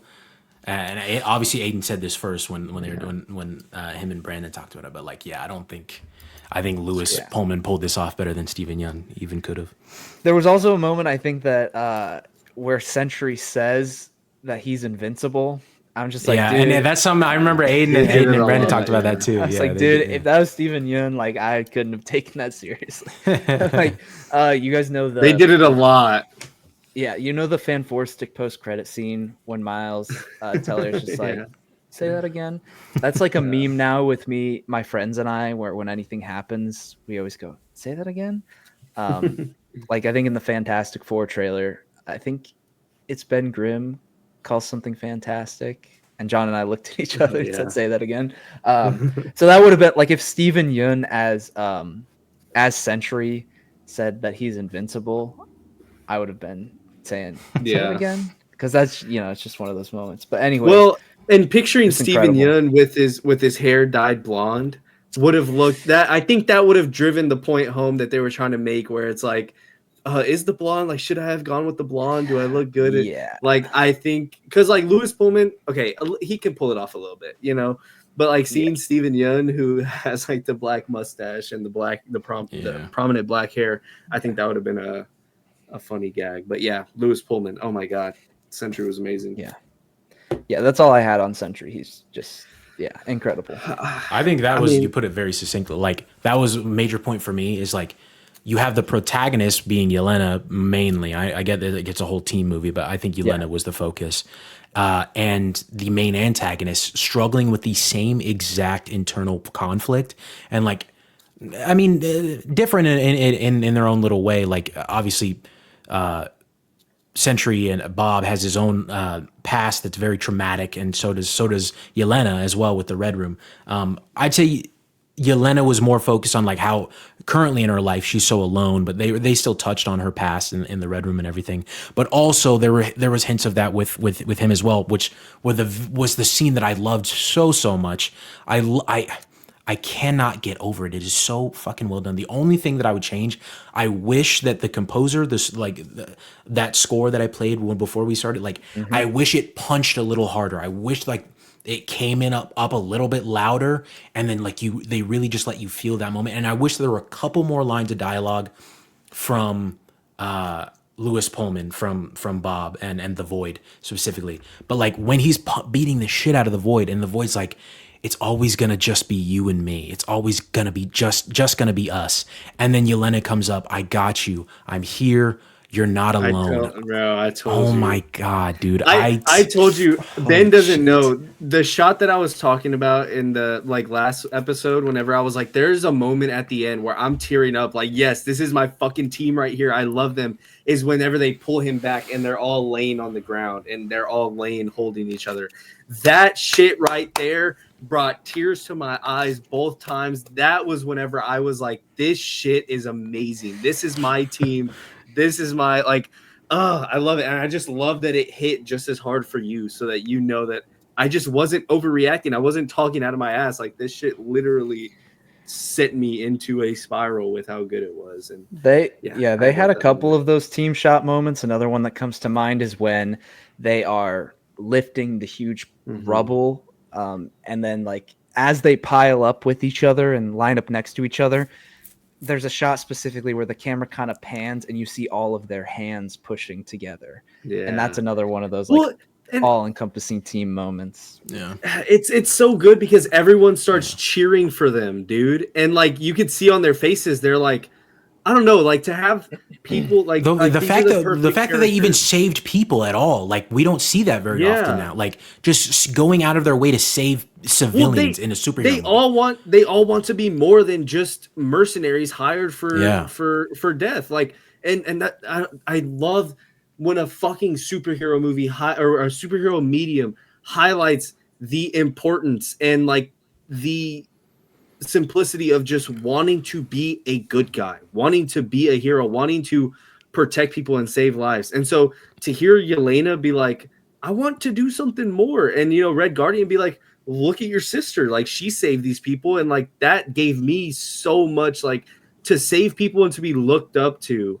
Like that was that's the last time I've been fulfilled. And Yelena's like, I don't know if that's for me, but like, you know, deep down it is. And she even tells Valentina, like, I want to be more. I don't know, to have all of these people that have struggled with everything they've struggled with. John Walker, dude, to kill somebody publicly and be like kicked to the curb for it. And now he's sitting there being applauded. Like, I don't know. And that's the thing, like Ghost, it's like, well, she doesn't ever have that, like in that. I wish she had a moment like in the void. Yeah. But you know, still most of this team does. And so I don't know, seeing superheroes want to be better heroes and want to be looked up to as, you know, an idol figure. God damn, man. Like that's the shit right there. That's the sauce. Like that's what being a hero is about. And so yeah, I love that moment too. Just seeing their faces, seeing the fact that people are even cheering for them. I thought is great. For me, it was also like them just helping everyone who's affected because of like a major crisis like that. Like when we in superhero movies, we see an invasion and there's buildings being crumbled and crushed and whatever. There's tons of casualties and they just don't really linger on it. You know, Age of Ultron focuses on that a little bit, but other than that, like you just don't really think twice about it. And this was just like, oh my gosh, like having a street level hero just like trying to save people who are running from debris because like that's the way that they can help, like that. Seeing that, because dude, I think like they forget. And sorry to interrupt you. I feel like they forget, like in other movies, they forget that like that's like kind of the point of superheroes. That's what they're there for, is to save people and help people. And like, finally we get that here. And even not even typically like a typical superhero movie, because technically these guys are villains, mercenaries. So it's like, it's crazy that we got it in this, you know? I don't know. And that's like part of the appeal for like the new Avengers. It's like, man, I'm so bought in. Like I love the OG6, but like I don't know, you've just shown me so much in one movie and like so much to care about with these people. Like seeing Yelena, like the end scene where she just looks around and she kind of closes her eyes and smiles. It's like, fuck, man, like she wants to be a superhero. She cares to protect these people. Like this is what she wants to do. Same thing with Red Guardian. It's just it's such a good message to you know get across, and to see a group of villains all yearn for that thing and all yearn for like that family. It's not corny to have friends, man. You know, like this alone shit, this is being alone and not talking to nobody, like that is lame, man. Talk to somebody. Tell your friends you love them, man. Like, it's the shit, dude. It's the shit. And the fact that this movie that's like the driving factor of the movie. It's great. Bro, in the moment that Bucky points out that John Walker's wife and took the kid and left him, and like that moment of just him looking at Yelena and he's just like, it's like, yeah, like it's dude, not all sunshine. Oh my God, it bangs, bro. It bangs so fucking hard. Yeah. Last thing I want to say, Louis Pullman in that, dude. This is why I'm praising him so much. That moment specifically, right when he's in the attic and Yelena comes up, and then his parents start arguing below, and she says, I'm sorry. Oh, I'm sorry about that. Like, that sucks. And he's like, it's fine. And like, he starts crying and then turns away and cries even harder. Holy fucking, that's real, bro. That's raw. That is real, bro. I do that shit. Yes. I've done that shit before. Exactly, bro. That is real. Done that before. That's that real shit. Oh my oh god. man, I felt so seen right there because I'm like, oh dude, yes, like Bob. Oh my god.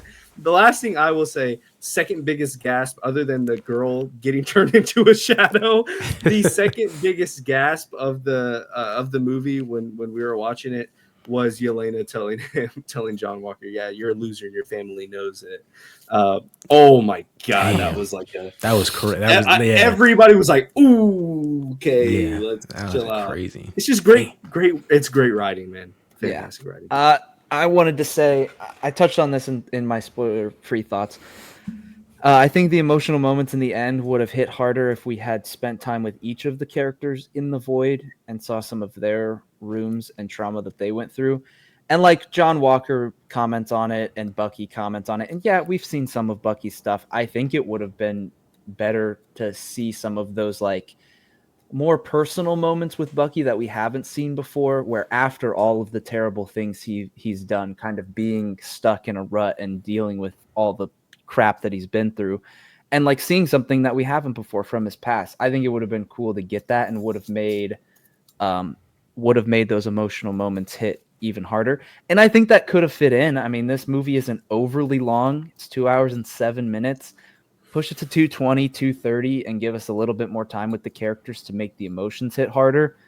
I think you could still make it work. Again, not to say it was bad, but just like it could have pushed it further, in my opinion. Whereas it felt like they really just focused on Yelena, and yeah, she was the main character, but it would have sold this group even harder because I think they had a lot of elements of that. Just feels like could have been developed a little more. I agree with what you're saying, except for the Bucky thing.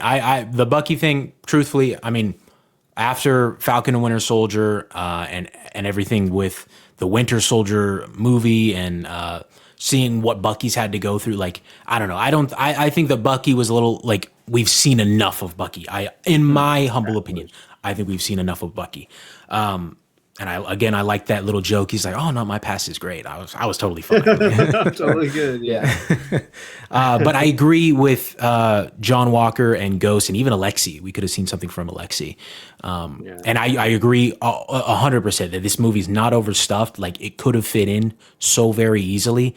I'm even picturing like we could have seen John Walker as his wife was leaving, like walking out the door. So like it connects him feeling alone, to Yelena feeling alone, and Bob feeling alone. And then we could have had like Ava, Ghost, her life right after. I can't remember if Bill Foster died in Ant-Man and the Wasp or not, but either way, she's on her own now. So like they could have had something that points to her feeling alone, and it just would have connected them all that much more to this moment of the big moment of them all grabbing him and coming out of the void together. Like, yeah. Like, I think it would have even been cool to have I mean, this is like borderline corny, but I mean, he already said "on your left" once in the movie. I think it would have even.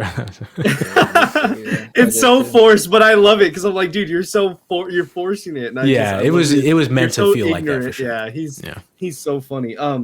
I think it would have been cool to have a scene of him in his room, where he has to fight himself.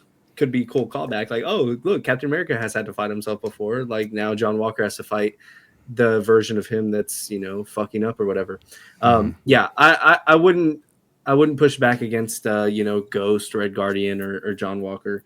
I think Bucky's pretty well established. When I say I would have liked to see more of him, I mean I would have liked to see more of him interacting with the team. Like, just seeing her look at him, or seeing Bucky look at her and being like, Yelena, you got to stop him.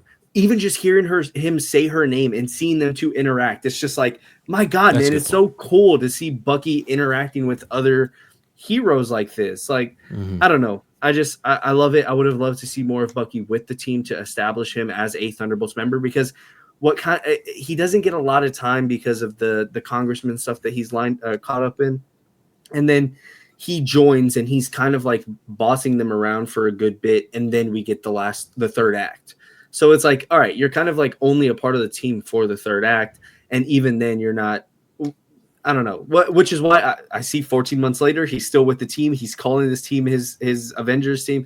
I love it. Cool. He's bought in. I know he's bought in. I can be fine with that. I would have loved to see a little bit more of the interactions. real quick, I have a couple of questions that I wrote down after my second time around, just to kind of like something I was keeping an eye on. What do we think is I'll start with the more juicy one. What do we think is the significance, and there might not be any, maybe I'm just reading into it too much, the significance of Red Guardian and Yelena both messing up the name of the sponsor for the soccer team for the Thunderbolts? I didn't know this could be. I've seen people say, "Oh, what if he's a Skrull?" Which I don't think there's, because some people were dead set on like they're messing it up because they're from a different universe, right? Like that. People were dead set on like that being a bigger thing. I was more so asking as like in terms of movie making, like in terms of writing, what the significance is about them messing up the team sponsor name. And there could be nothing. Maybe, like I said, I would say because like there's the moment of Alexei like telling her why she wanted to be a goalie, and like she was like, "Oh, I just didn't want to run as much as everybody else." And he says, "Well, no, you said that you wanted to be the one that everybody could count on when they make a mistake." And so I think it's maybe just like a cool little thing of like how much he adores that part of her life, and like when she was a kid, and he does remember, he wholeheartedly remembers it, and she is like a passing kind of thing for her, and she kind of just moved on from it because like it's a, I don't know, part of her young childhood where it was also happy. It was happy for a little bit, but then she had to go to the Red Room, and like it all kind of jumbles together. Yeah. That's I like that answer. Bad with that, yeah. Yeah, I like that answer. I was just looking because I'm like, man, I feel like there has to be something. And I was thinking more in terms of like I don't know if I'm using this term right, but I was thinking more in terms of like a literary device. But people on Twitter started running with like, oh yeah, it's definitely because they're from different, all this stuff. And I'm like, I don't know. I like it more as like he remembers it clear and she doesn't. I actually love that. And so like it could be as simple as just like a kid's just gonna argue with their parent about them seeing something differently, and like because they really played into like the father-daughter tropey kind of thing in this movie. I would say like when they're in the desert and they all get down, she's like, "Oh my god, no! Oh my god, Yelena!" Like, that was so funny. Don't go in there. Don't go in. It's your father. So, I thought it was so good. I mean, dude, and then that scene where she. And I love that people pointed out the fact that she calls him daddy, that she says daddy like she's a little kid, like she's a little girl wanting her parents. It's like, or wanting her dad. God damn, that scene it was just phenomenal, where he's like, I don't see your mistakes. Like I when I look at you, I don't see your mistakes, and that's why we need each other. And I'm like, God damn, like even just thinking about like me and my fiance, like, you know, not even my parents, but like my fiance, like we don't see each other's mistakes, and that's why we are supposed to be together. Like that's why we work together as a couple, as two people navigating this life. And I just think that's that little line right there is something that will always stick with me. It's like I don't see your mistakes, but that's why we need to stay together. That's why we work. That's a banger Marvel movie, pal.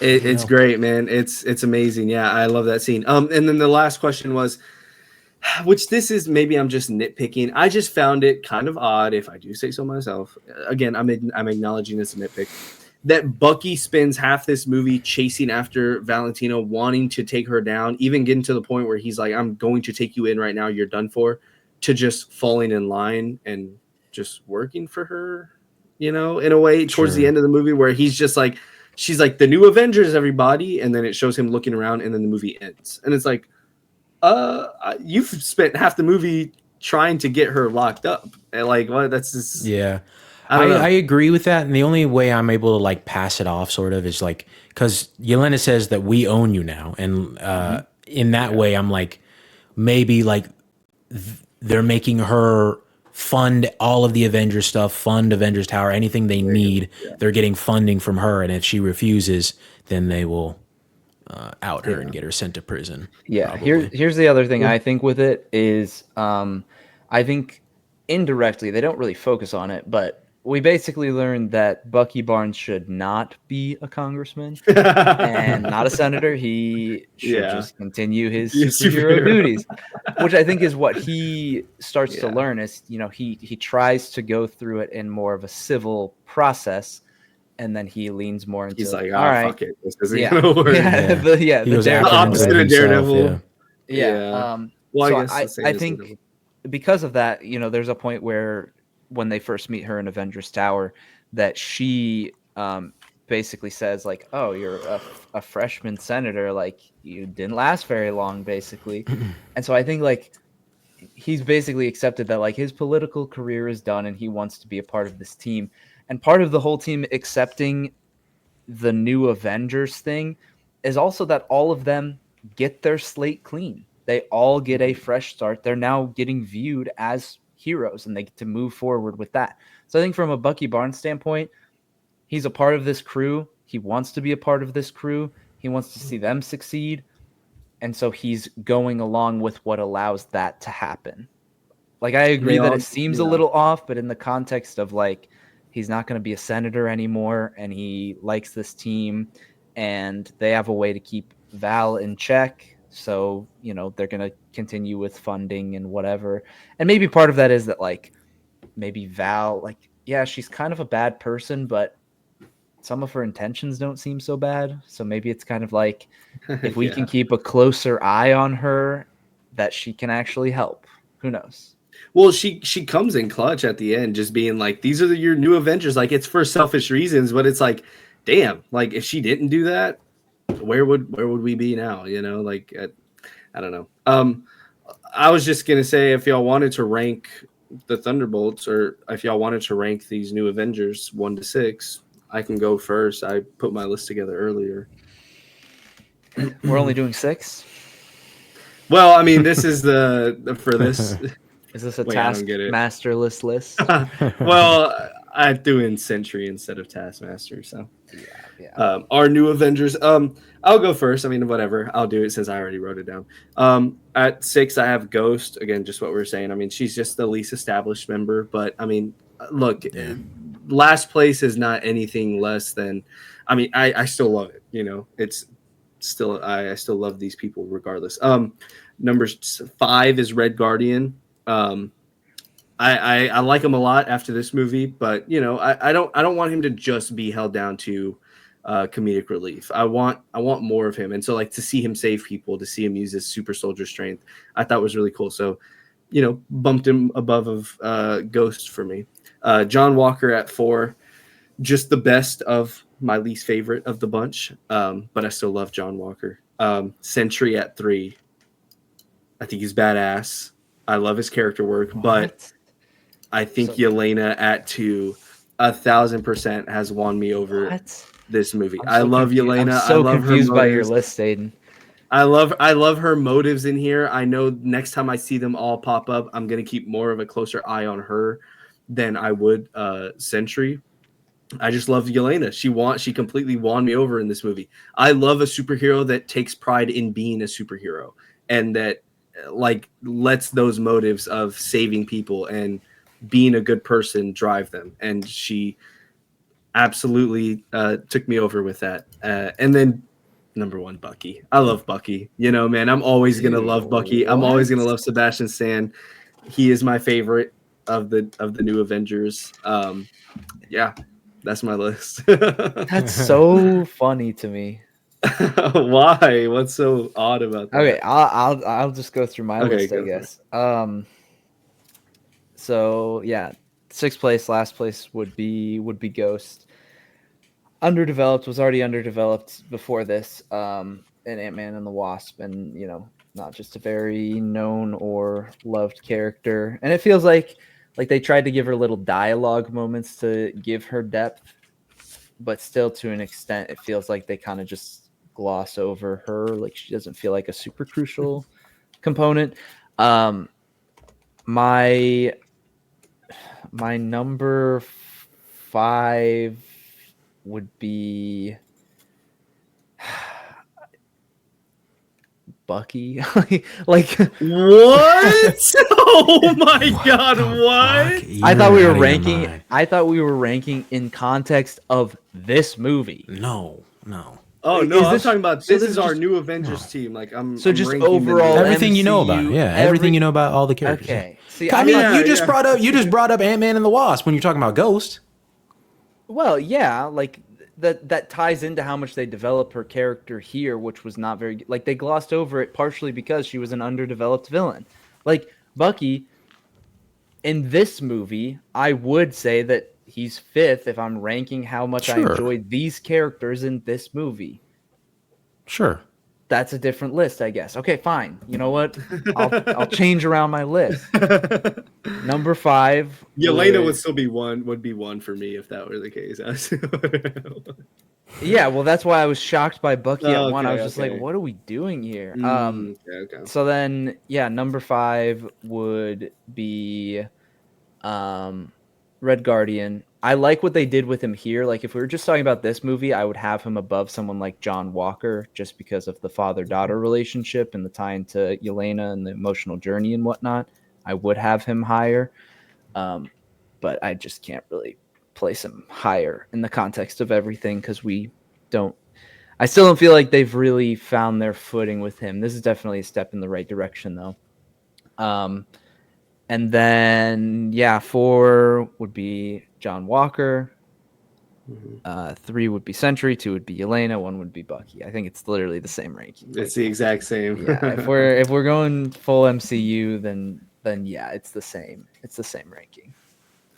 I think I have the same list. It's pretty much the exact same. Because I mean, it's hard because Bucky has just so much more to pull off of, and if we were talking, and so if we wanted to make the list more interesting, maybe we would just go off of the one movie like Ben was initially thinking.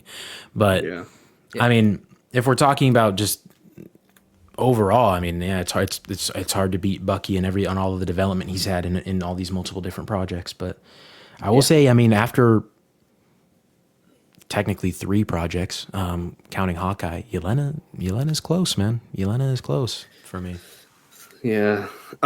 Would our top 3 in terms of the movie, would our top 3 not just be Yelena at 1, Sentry at 2, and John Walker at 3? Who for else the would movie? be at? Yeah.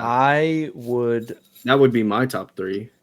I probably, in the terms of the movie, would put Red Guardian above John Walker. That's what I was gonna say. Is I could switch out Red Guardian for John Walker. Okay, maybe, but only because he ties. I do like John Florence Walker as well. Only because he ties to Yelena. Yeah. Only because he ties to number 1. Oh, cool. Yeah, so either way, awesome.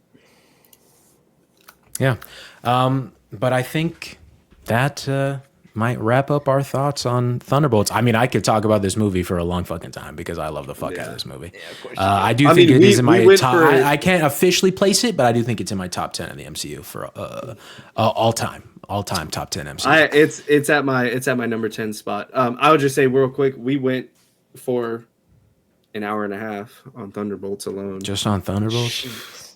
Love the hell out of this movie, man. I love this movie. Yeah.